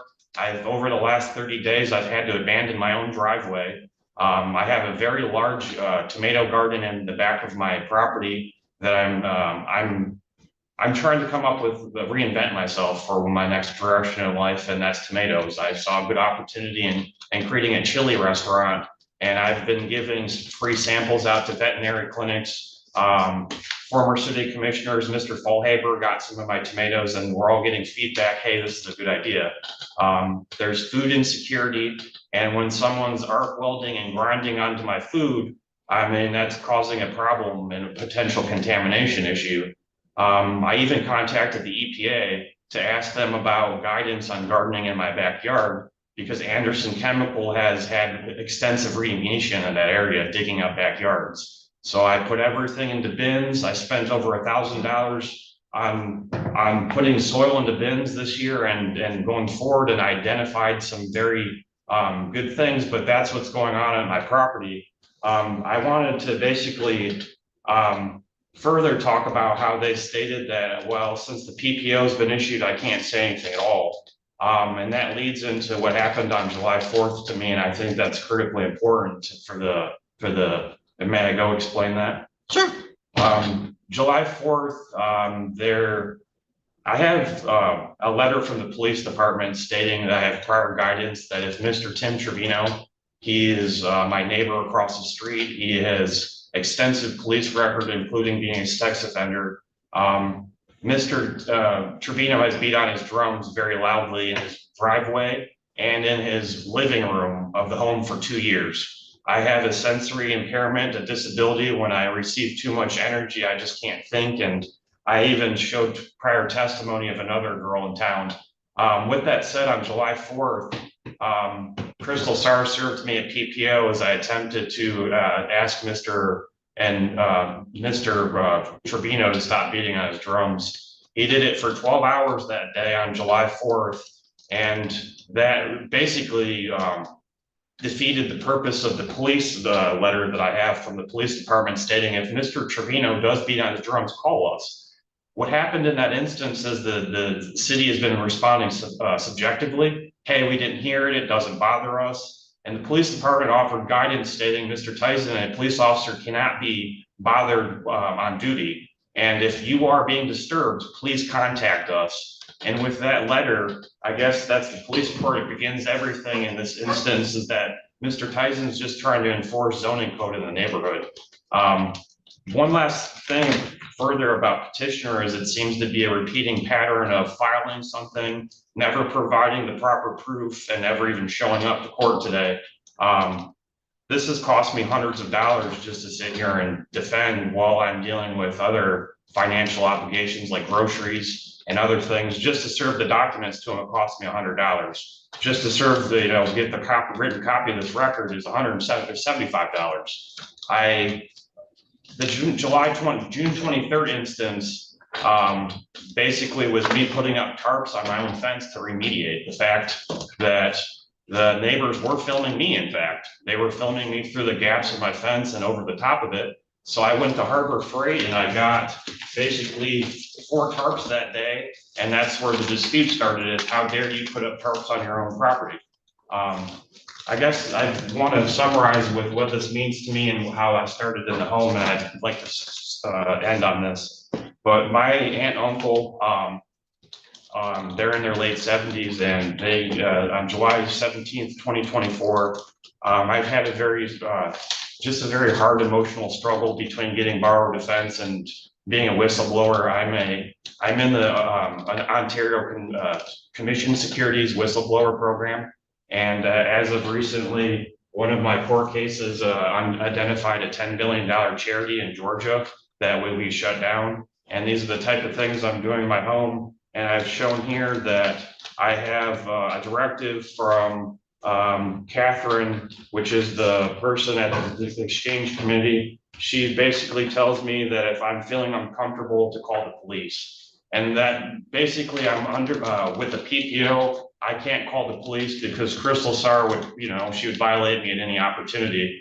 I can't have any protection at the home. And it's getting dangerous in that neighborhood just with my investigations. And it hit the Atlanta news on last week, basically this case. And so I'm just dealing with not being able to call the police. And I have guidance from the Ontario Commission, basically, if I feel threatened in this case, to call the police. So with that said, is I had to kick a fence, and I had to remove a portion of my fence because in my backyard, I have a gated fence. We have $7,000 of the taxable upgrades at the home. It's got a nice garage, a very nicely cemented driveway. I had to basically I removed my car from Crystal Sar's on this side of the house. I have a vacant home and I asked the owner to park it this way. So I've avoided them.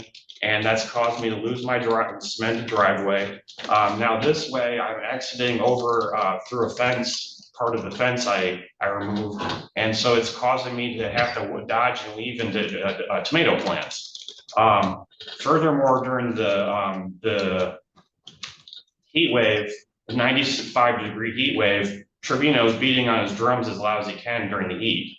Is it during the day? Yeah, and night. He does it multiple days. It's every day.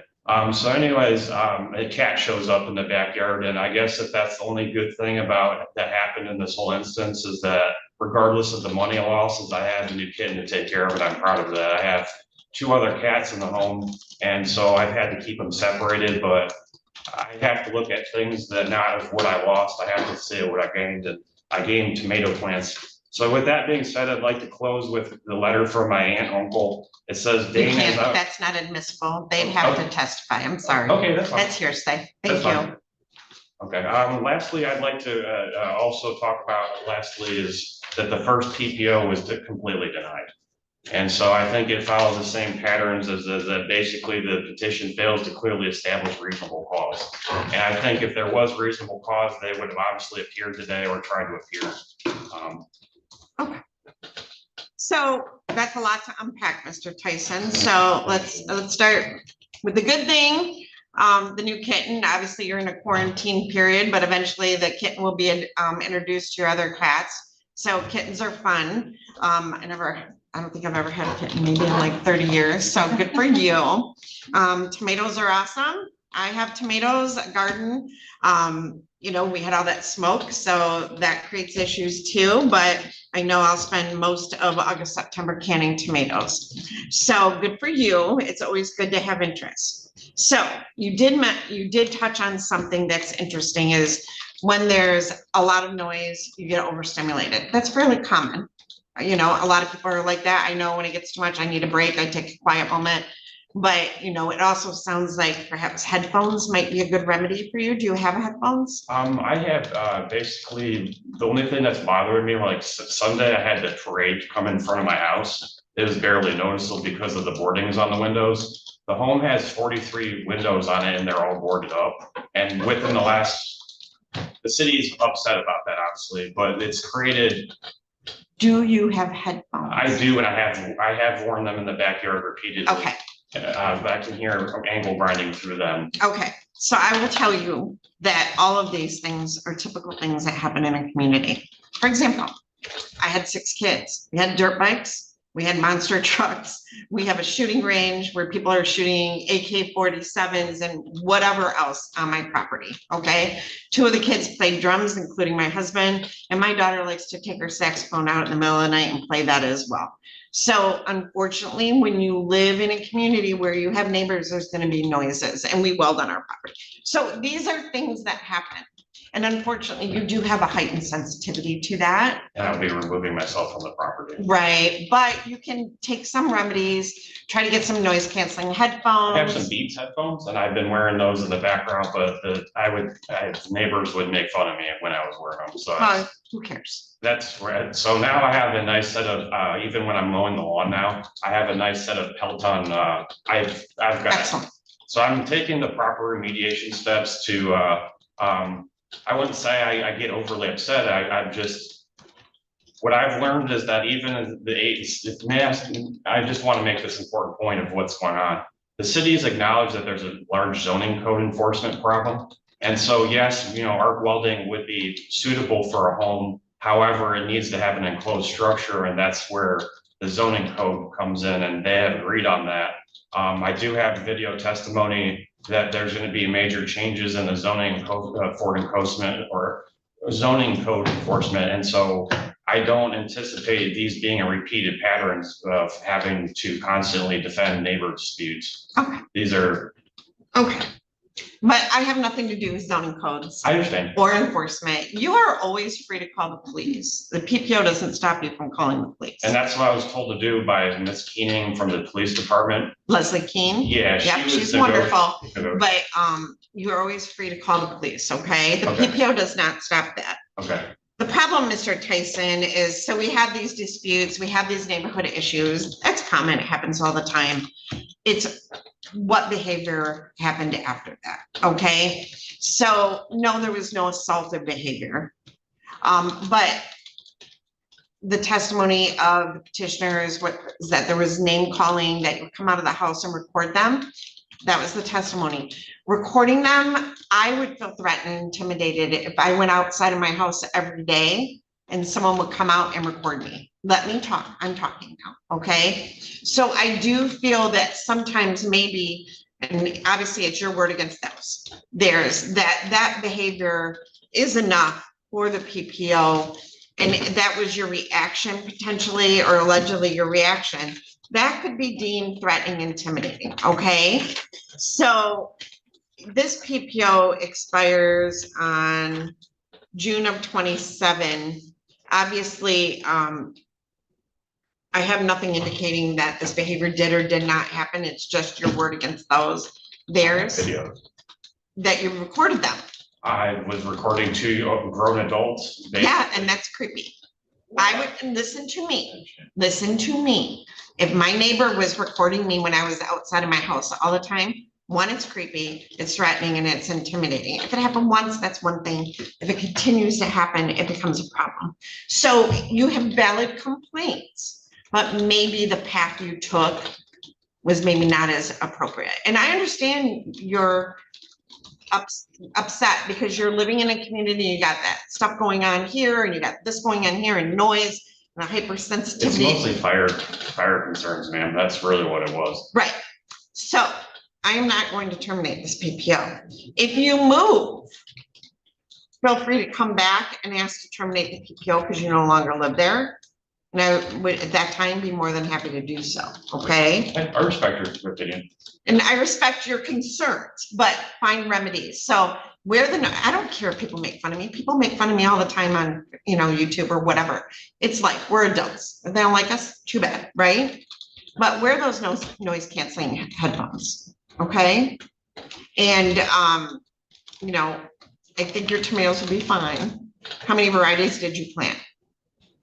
I planted 10, but I'm so afraid to go in my backyard that I don't even enjoy it anymore. I'm just, like, when Crystal was served the PPO, they called the police on me immediately, and I understand the final written word is, but the police department stated I have a right to film publicly, and I was the only. How many tomatoes do you have? 10? I'm sorry, I have 10 different varieties. I have about 10 different varieties, and I've chosen 2 or 3. Okay. Midnight snacks are the and then my mortgage lifters are probably going to be the next one. All right. So good luck with that. And I do wish you the best of luck, and I'll see you back on the next hearing. But I'm going to leave this in place. And you said if I move, I can create it.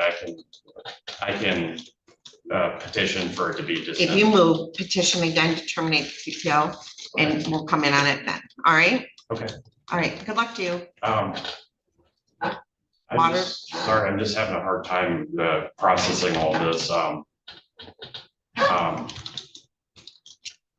this case is done today, but if I filed another motion to terminate. So the PPO is staying in place. Okay. It doesn't stop you from calling the police, okay? But if you move, once you've moved, if you want to file a motion to terminate it again because you no longer live there, you can file another motion to terminate, okay? And I wanted to, I know I'm done here, but the last thing here was a lawsuit that petitioners got in, so it will be filed against them. Doesn't mean anything to this case. I understand. All right, so make sure you wear your headphones, water those tomatoes. Okay, I appreciate it. Thank you. Okay, thank you. Our next guy is in. Yeah, and Michael Deggerman goes into that one. Yeah, I think just maybe.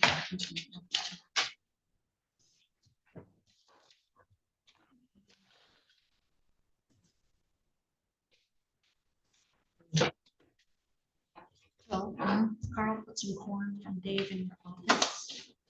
Okay, Carl, what? Put some corn. Oh, did he? From Dave. Oh, that's great. Yes. Oh, good. Yay. Oh, my God. He told me to tell you, and I said, make me, no. You're so funny. Well, thank you. You're Is Dave welcome. Hudson working today? Dave, yes. Is he? Okay. Okay. All right, I'm gonna step off the bench until, oh God, Cyrus just showed up. Are you serious? No. They were.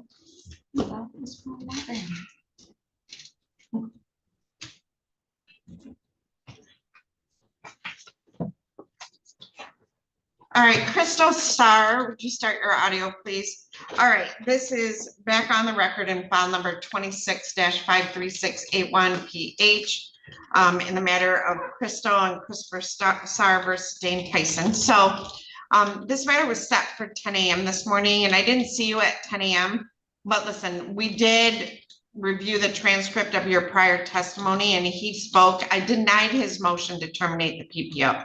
So the PPO is remaining in place, Ms. Starr, all right? Okay, then I like my alarm clock. I missed 2 things. I missed my 9 o'clock one and yours. My alarm clock never went off. Ms. Starr, I will say that I did tell him if he moves away, he can file another motion to terminate the PPO because he no longer lives by you, okay? Okay, yep, sound good. Thank you. All right, thank you. Yep, bye. Bye.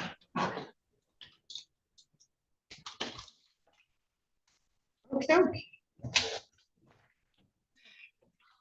Good job. Go ahead, Johnny. You know you're gonna come back and sing it. What? You know you are. Judge, right? What? Oh, my goodness. Oh, boy. I know. I'm in trouble, Sherry.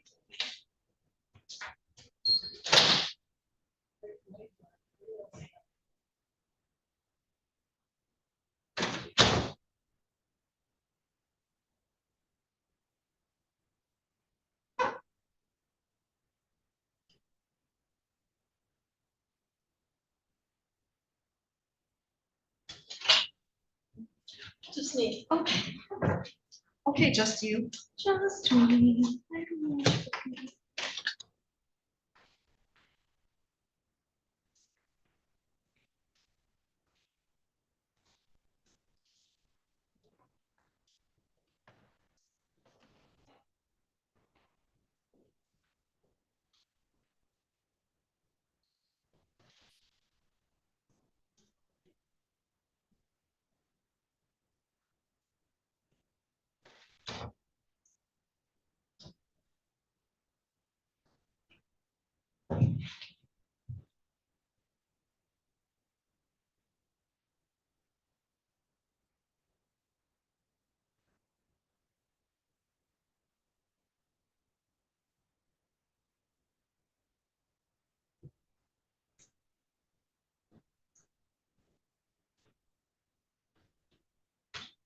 She'll be back. Yeah, no worries. Do you know if Justin or anybody's down here with the guy? Yeah. They are? Yeah. Okay, we'll grab him. Okay. Just knock on the door unless, yeah. 9757.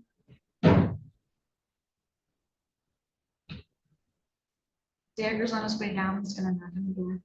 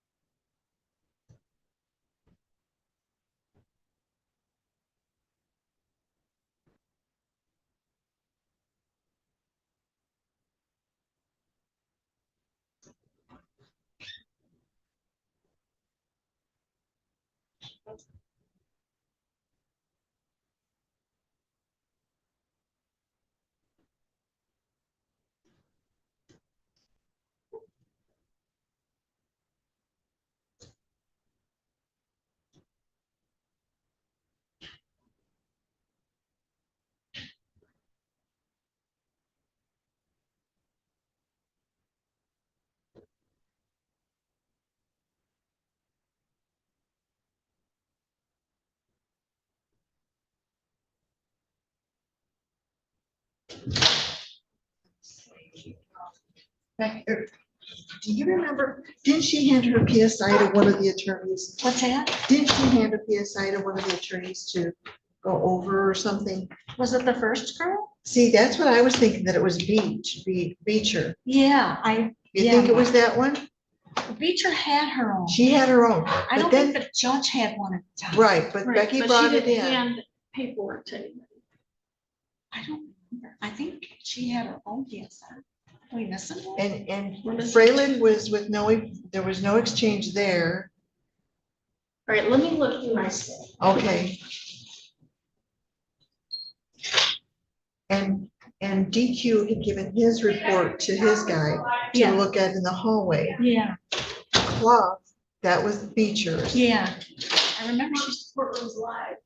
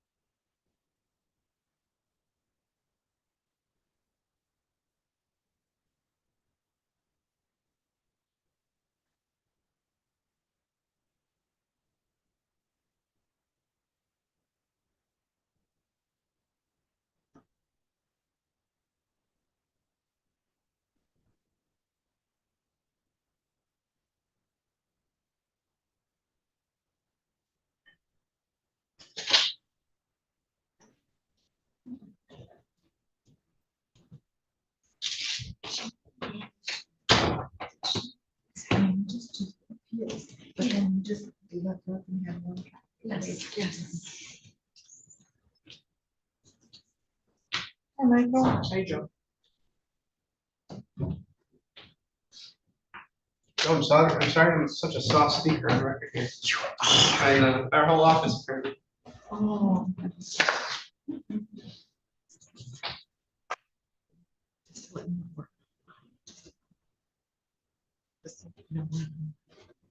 Yeah. Don't say anything. Yeah. Yeah.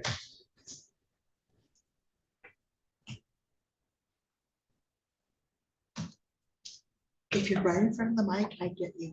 And I can hear you. Michael. Yeah. It's just the I know. recording's not picking it up. Yeah.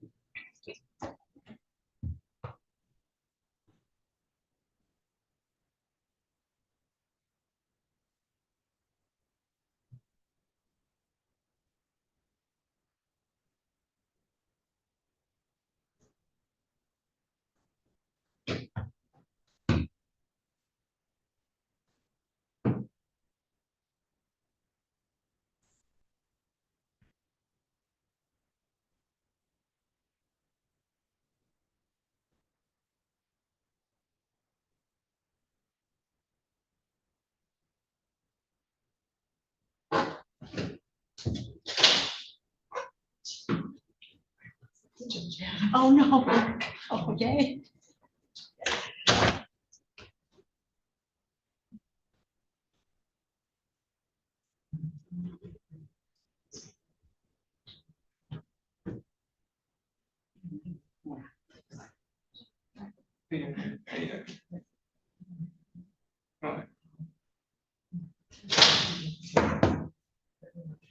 Please rise. Yeah. Is he here? Yeah, okay. You ready? Do we have a prosecutor?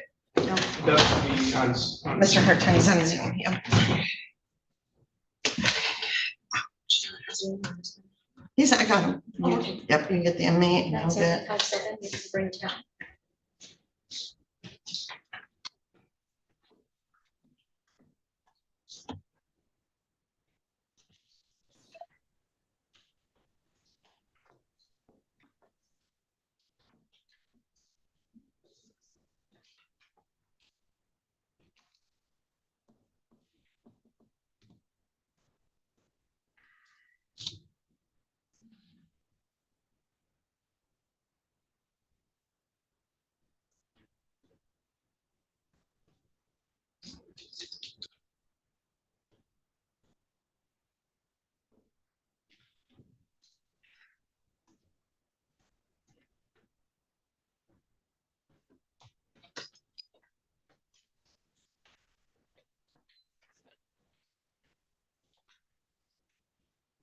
Do you have an advice rights form or do I need to give you one? I don't have one. I do have the plea form, not advice rights.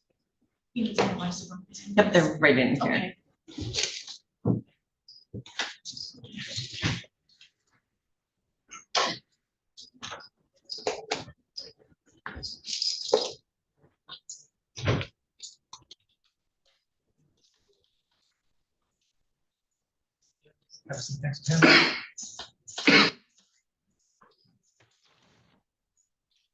So, Mr. Daggermer goes in, I do need you both to stand at the podium. now. Our table microphones. Judge Olsaber is better table. Okay. Go stand next to Mr. Daggermer goes in, please. This is file number 2026-22534 FC and file number 2026-22627 FH.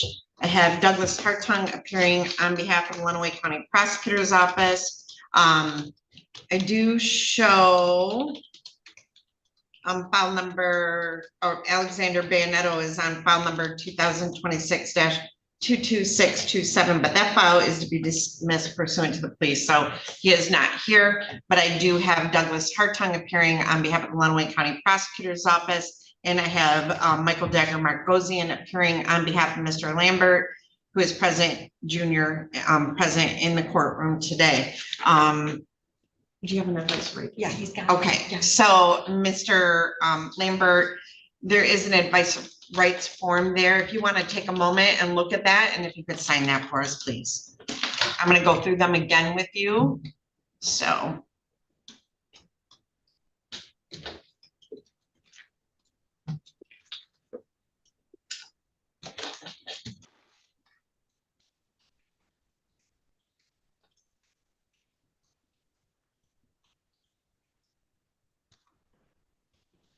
All right, so my Viv's gonna step down and get that advice rights form from you. And I will, as I said, go over them on the record with you. All right, I have received an amended felony information for file number 2026-22534 FC. And then I have received back now the signed advice of rights. And then I have received a plea agreement form. That plea agreement form states that on file number 2026-22534 FC, the defendant is going to plead no contest to count 2 bank robbery, which carries a maximum penalty of life or any term of years. He's going to plead no contest to count 6 assault with a dangerous weapon, which carries a maximum penalty of up to 4 years in prison and or a $2,000 fine. And he's going to plead no contest to count 7 assault with a dangerous weapon. Again, that carries a maximum penalty of up to 4 years in prison or a $2,000 fine. I need to get Ms. Tusk in here, I'm sorry.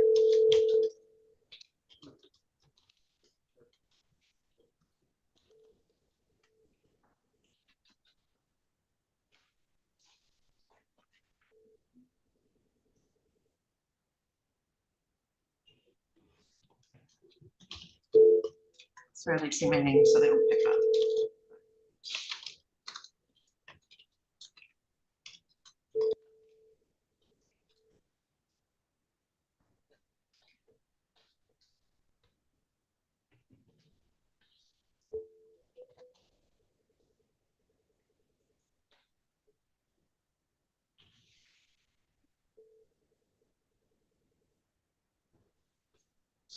Holly. Hey, Joanne Holly, this is Judge Anslone. I have a plea that's set for 11 o'clock and I was wondering if I could get a probation officer. Okay, I'll come over. Thank you. It's for Lambert. Okay. Thank you. Miss Adams, would it be possible to print off another copy of the plea agreement for Miss Holly, please? Yes. Thank you.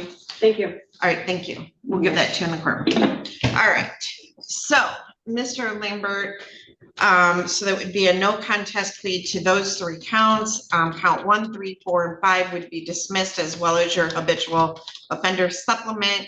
And then there is a sentencing agreement of either 9.5 to 30 years or 8.5 to 40 years. Defendant's option, which he must select before entering the no contest plea. Your Honor, Mr. Lambert will be choosing the latter, 8.5 to 40. So he's going to choose the 8.5 to 40 years. Correct. Okay. And then file number 2026-22627 FH will be dismissed at the time of sentencing. You just probably put it on the end, so wondering. All right, and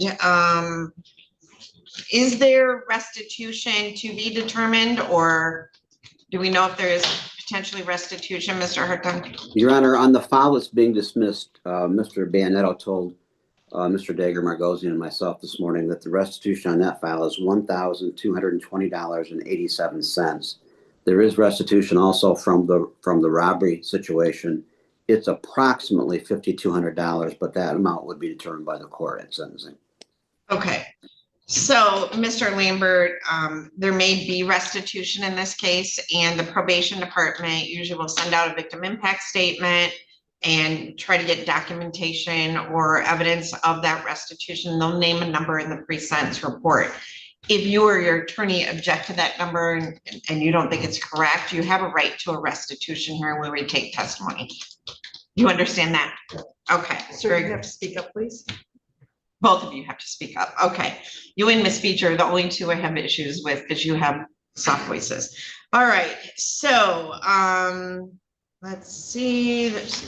I don't see anything else in the plea agreement. Is that correct? It is just the only, what I'll add to what Mr. Hartung stated is that whatever amount of restitution on both of these files will be, that there will be a condition of parole, that Okay. will be ordered as a condition of parole. Can I, Miss Holly, will you switch with me?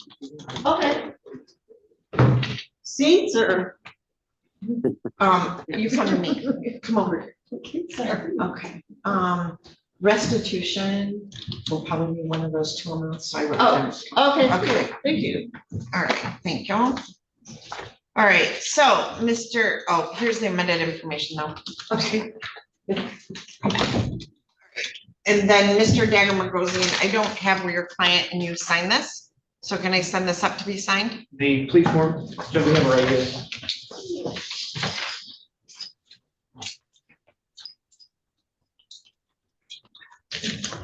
Either or is fine, and just, I'll take the signed copy. It's the same.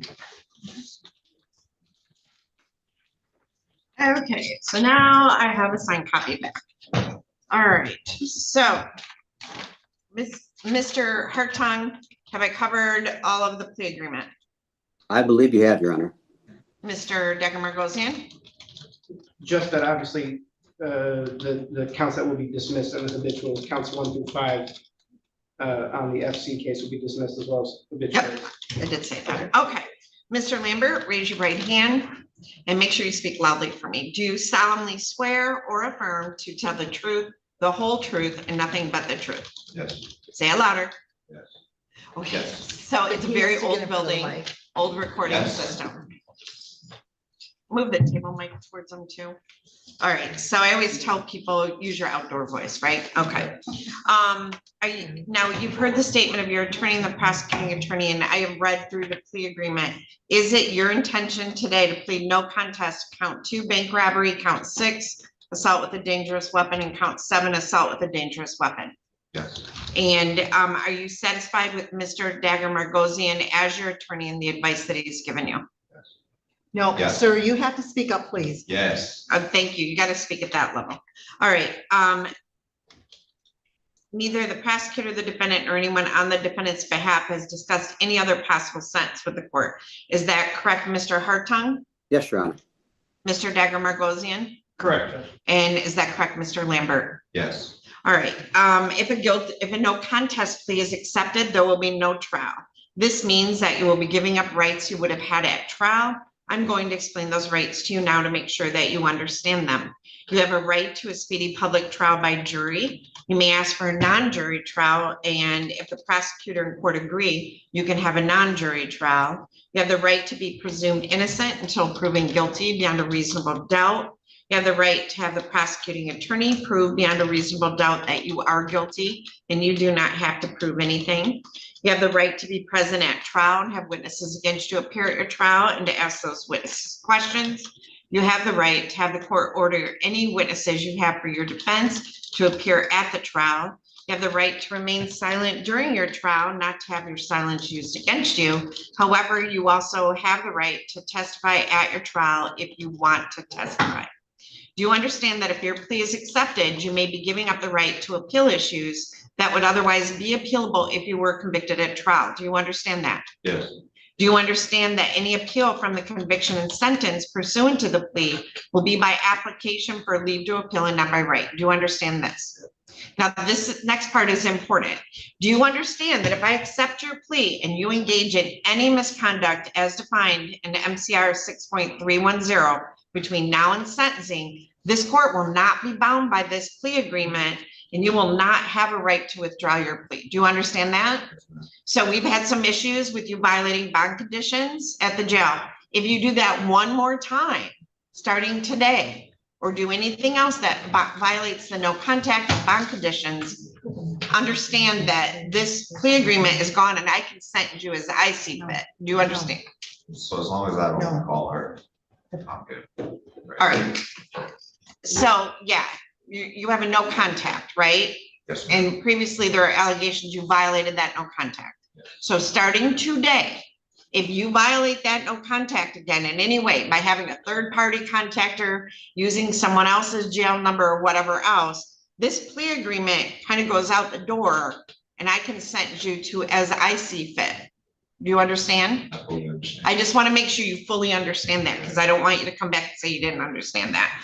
And misconduct is defined to include, but is not limited to absconding, failing to appear for sentencing, you'll appear, violating terms of conditions on bond, which we just discussed, or the terms of any sentencing or plea agreement, or failing to comply with an order of the court.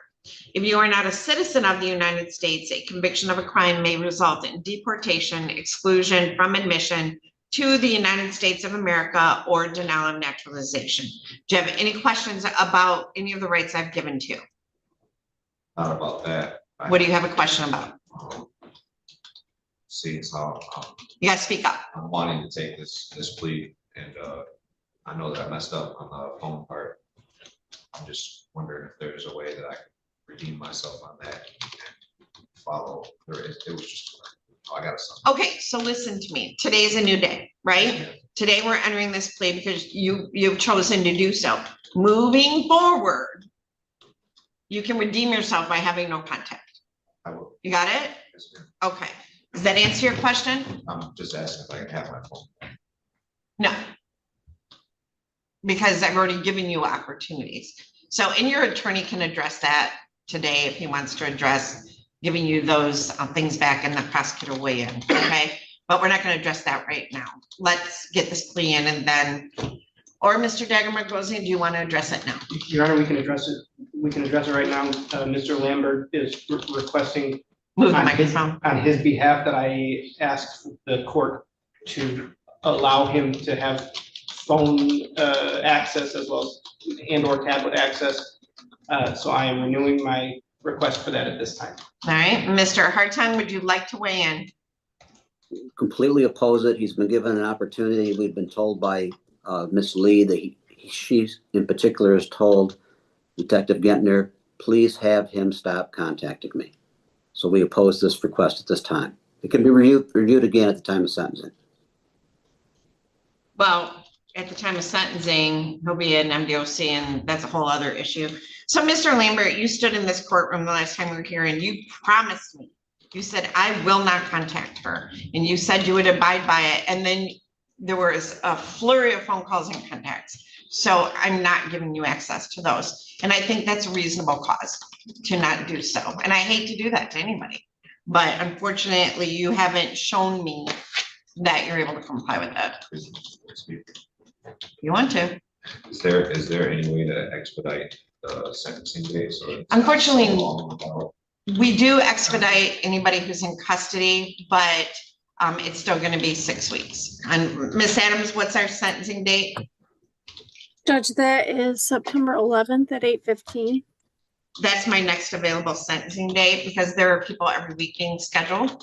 So, you know, and the way you ask that, it makes it sound like so you can try to contact her again. That's what it sounds like. So just stop. So I'm not giving you access to phone or tablet because you've been given opportunities to comply and you have failed to do so. All right. So let me back up. So ended here. So I think I asked you if you're not a citizen of, I did tell you if you're not a citizen of the United States of America, a conviction of a crime may result in deportation, exclusion from the United States. And then I asked you if you had any questions. We addressed that. Do you have any other questions? You understand the plea fully? We did not get a verbal response, Judge. All right, so criminal matters are, listen, I'm just gonna explain it. They're one of the most important matters that happen in my courtroom because it deals with people's freedoms and rights. So it's very important we get a good recording. Our courthouse is old. I think my table mics need to be replaced. But when you speak, most attorneys are loud. Like Mr. Daggermark goes in is kind of lethal because he's semi-quiet, but he still gets a job done. I'm loud, as you can tell. So we do need you to speak loud enough, because even though I can hear you, if the machine's not picking it up, we worry about being able to get you a transcript, because you may appeal this and then you're going to want a transcript of the proceedings. So it's very important we pick it all up. So go ahead and use that outdoor voice that almost is like a yell. You won't get in trouble for that today. All right. Okay. So do you have any other questions about the rights that I've given to you? No. All right. So, sir, your attorney is advised you're going to be pleading no contest. So your response to these questions would be no contest or not guilty. Understand? Yes. All right. So how do you wish to plead to the charge that at or about December 5 of 2025 in the city of Adrian in the county of Lenawee that you did commit the offense listed in count 2, bank robbery? No contest. And how do you plead to the charge listed in count 6, that occurred on December 5 of 2025 in the city of Adrian in the county of Lenawee, assault with a dangerous weapon. No contest. And count 7, assault with a dangerous weapon. How do you plead to that No charge? contest. Okay. And does anyone make any threats or promises to you to induce you to plead no contest to these charges? Other than the plea agreement? Speak up. I was told that I would be facing life if I didn't take it. Well, that's not a promise. No, that's not a promise. That was more like a threat, but Well, if you, did your attorney say, if you went to trial and were convicted of count 1, you would be facing life in prison? the prosecutor was gonna push to have a life sentence imposed. Well, that's his job, but no one's threatened you. You better take this plea or Or you'll get life. or you could get life. That's not really a threat. That's just saying this is the charge against you. And if you were to go to trial and you got convicted, you'd be facing life. What is a threat? What is a threat? What's the definition of a threat? If you don't take this plea, Mr. Dagger Margosian is going to kill you. Has to be that somebody's gonna get killed. You can't threaten somebody that you're gonna do something to them if they don't do what you want. So Mr. Dagger Margosian is an incredibly good attorney. And as a former criminal defense attorney, I will tell you that I had many conversations with my clients and say, this is the plea offer. If you take the plea offer, this is what you're facing. But you're charged with criminal sexual conduct first degree. If what I would say to my clients and say, if you went to trial and the jury found you guilty, then you would be facing life in prison. And then I'm sure Mr. Dagger Margosian, I don't know because he hasn't talked to me about this, but if there were videos, if there were statements, if there were witnesses, he would go through and weigh those with you. And then I would tell my clients, based on what I see in front of me, there is a strong likelihood that you could be convicted at trial. But at the end of the day, it's up to you. You can go to trial or you can take the plea. Is that what Mr. Dagger Margosian probably said to you? I'm gonna take the plea. So. No, answer the question now that you brought it up. Yes, he said that I didn't take this 8.5 to 40 that Mr. Hartung had said that they're going to try to impose a life sentence. Well, and it's not up to Mr. Hartung, it's up to me. But he also said to you, if you go to trial and get convicted, you'll be facing life. Yes. Okay, and you consider that a threat? I mean, I was just trying to be clear about. I know, but did he in any other way promise you anything or threaten you? No. It sounds to me Mr. Dagger Margosian was advising you of what potentially could happen in this case, as is his job. You know, he has to make sure that every one of his clients understand fully what they're facing, because these are serious cases. Okay. So you are taking this plea of your own free will, though? Yes. Do you believe it's in your best interest to take this plea? Yes. Okay, and he didn't threaten you, he just told you what you're potentially facing? Yes. Okay, is there any follow-up to that, Mr. Dagger Margosian? Your Honor, without breaching any sort of attorney-client privileged conversation, what I'll say is that, as I do in every case, I advise Mr. Lambert of the pros and cons of the case. We've arrived at this stage in the case and we've arrived at this decision. Well, I'll leave it at that. Okay. Right. And, you know, and Mr. Lambert, there were many clients I told that I don't think they can convict you. We should go to trial. I've seen Mr. Dagger Margosian do that as well, but there are many clients that I have told, you're not going to beat this if you go to trial, and, you know, it should be in your best interest or whatever. So, all right. So,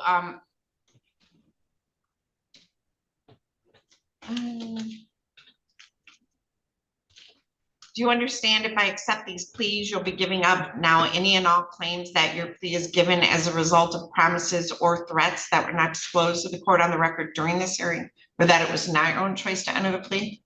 Yes. Okay, so we fully discussed what you might have perceived as a threat, but you understand you can't come back and allege that there were threats or promises if we haven't addressed it already? Yes. Okay. Is the prosecutor or defense counsel aware of any promises or threats or inducements other than the plea bargain to induce the defendant to plead guilty? Mr. Hartung? No, Your Honor. Mr. Dagger Margosian? No. All right. Now, we do have a Killebrew agreement that was reached limiting your sentence to 8.5 years to 40 years. Has your attorney promised you any other sentence other than that? No. Okay, and is it your own choice to plead no contest? Sam? Yes. Okay, I'm sorry. All right, so, Mr. Dagger Margosian, do you wish me to voir dire or I can? It's not a problem. Your Honor, the court can voir dire. What I will request is that obviously in the plea taking, I would ask that only. You're right. As the court. I guess I meant, are you gonna place a factual basis on the record? No, Your Honor, I will either defer to the court or Mr. Hartman, but I will ask that the questions or information placed only pertain to the counts that he is entering no contest to. Okay, I'm sorry, I misphrased that. So Mr. Hartung, are you prepared to make factual basis? Yes, I can do that, Your Honor. Okay, Mr. Hartung, you can proceed. Okay, thank you, Your Honor. This is a no contest plea due to civil liability to counts, potential civil liability to counts 2, 6, and 7. And we would, I believe Mr. Dagger Margosian and myself will stipulate to the following factual basis from Adrian Police Department Incident Report number 25-17964 that was primarily prepared by Detective Gentner. In that report, it states that Andrew Coleman Lambert Jr. on December 5, 2025, entered Advance America, located at 1422 South Main Street, Suite B in Adrian, Lenawee County, Michigan, just after 2 p.m. Mr. Lambert was armed with a Glock pistol. Advance America qualifies under the statute as an appropriate building, structure, and business for this bank robbery charge. Advance America employees Michelle Alanis and Teresa Shank were working as cashiers or tellers at that time. Mr. Lambert pointed his handgun at them, threatening them and placing each of them in fear. Lambert advised them that he had a police scanner and would know if either of them pushed an alarm. Lambert moved behind the counter and instructed both Alanis and Shank to empty their cash drawers and give the money to him. Alanis gave him about $900 from her drawer. Shank gave him $1,328 from her drawer. Lambert then instructed them to open the safe at the back of the building. Alanis told him there was a 15-minute time delay on that safe. It appeared to Alanis that Lambert was becoming impatient, so she suggested that Lambert take the monies from what they called a grab box at the location, which held about $3,000. Lambert took those funds, instructed Alanis and Shank to wait 60 seconds before leaving the building's back room area. After they heard him leave, Shank crawled to her cell phone and called 911. The total amount stolen was approximately $5,200. I believe that satisfies the factual basis. Any additions or corrections, Mr. Dagger Margosian? No, thank you. All right, based on the facts placed on the record and from the information contained in the police report, the court finds beyond a reasonable doubt that on December 5 of 2025 in the city of Adrian in the county of Lenawee, that the defendant did commit the offense of robbery armed. He entered advance, that's one of those cash advance places, right? That's correct. Okay. They also provide loans. I'm sorry to interrupt. I think you said robbery, but it should be a bank robbery. You said armed robbery. The amended, oh, I'm sorry, I looked at count 1. So did commit the offense listed under count 2, bank robbery, by entering Advance America, which does advance money as well as loans, and therefore qualifies under the statute as a banking institution. A little after 2 p.m., armed with a Glock, the business was open to the public. He pointed a gun at the 2 employees that were present, placing them in fear. He demanded the money out of their register or tills, and then requested that they open a safe. There is a 15-minute delay. He ended up taking the grab box, which contained $53,000. So we have a total of about $5,200. He advised them to wait 60 seconds and he left. And after he left, they did call the police at that time. Therefore, the court does find that he did commit the offense of bank robbery and accept the plea as to count 2. And then, Mr. Hartung, if you'd like to address count 6 and 7, although it's been addressed, if you could just verbalize that part again. Sure, Your Honor. As he walked into the store, he pointed his Glock pistol directly at Michelle Alanes and Teresa Shank, who were working as cashiers at that time in the building. He pointed the handgun at both of them, threatening them, placing each of them in fear. All right, and the court does find for count 6 and count 7 that the defendant did commit the offense of assault with a dangerous weapon.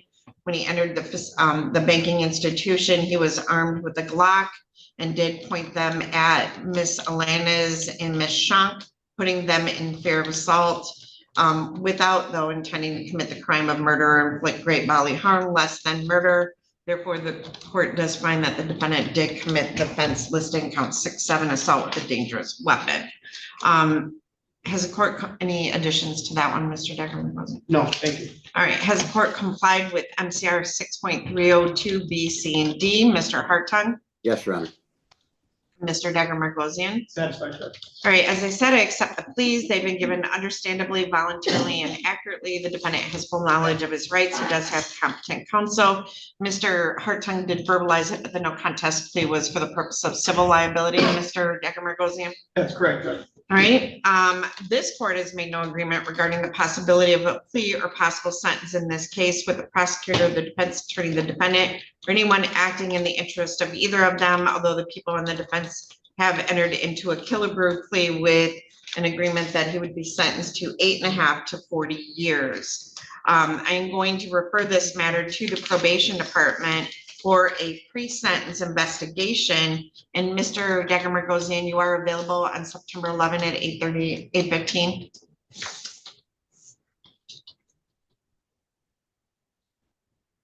One moment.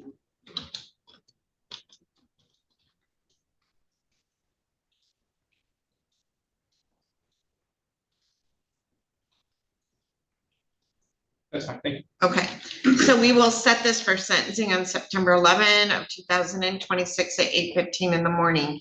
So, Mr. Lambert, you do have a right to be present in person, or you can appear via Zoom. Mr. Hartung, do the people have a preference? We have no preference, Your Honor. All right, so do you want to appear via Zoom or in person? Yeah, it's easier by Zoom. Okay. All right, so we will schedule this via Zoom. So Mr. Lambert, someone from the probation department is going to come over and meet with you. Yeah, I'm sorry, can we do that in person, please? Okay, we're going to do that in person. All right, so Mr. Lambert, someone from the jail or from probation department is going to come meet with you. This is a no contest plea, so you won't make any statements about the events that occurred, but be truthful with them about your background, and they'll prepare a pre-sentence report. The court provides a copy to Mr. Decker Margosian and Mr. Hartung. Mr. Decker Margosian will review that with you before the day of sentencing.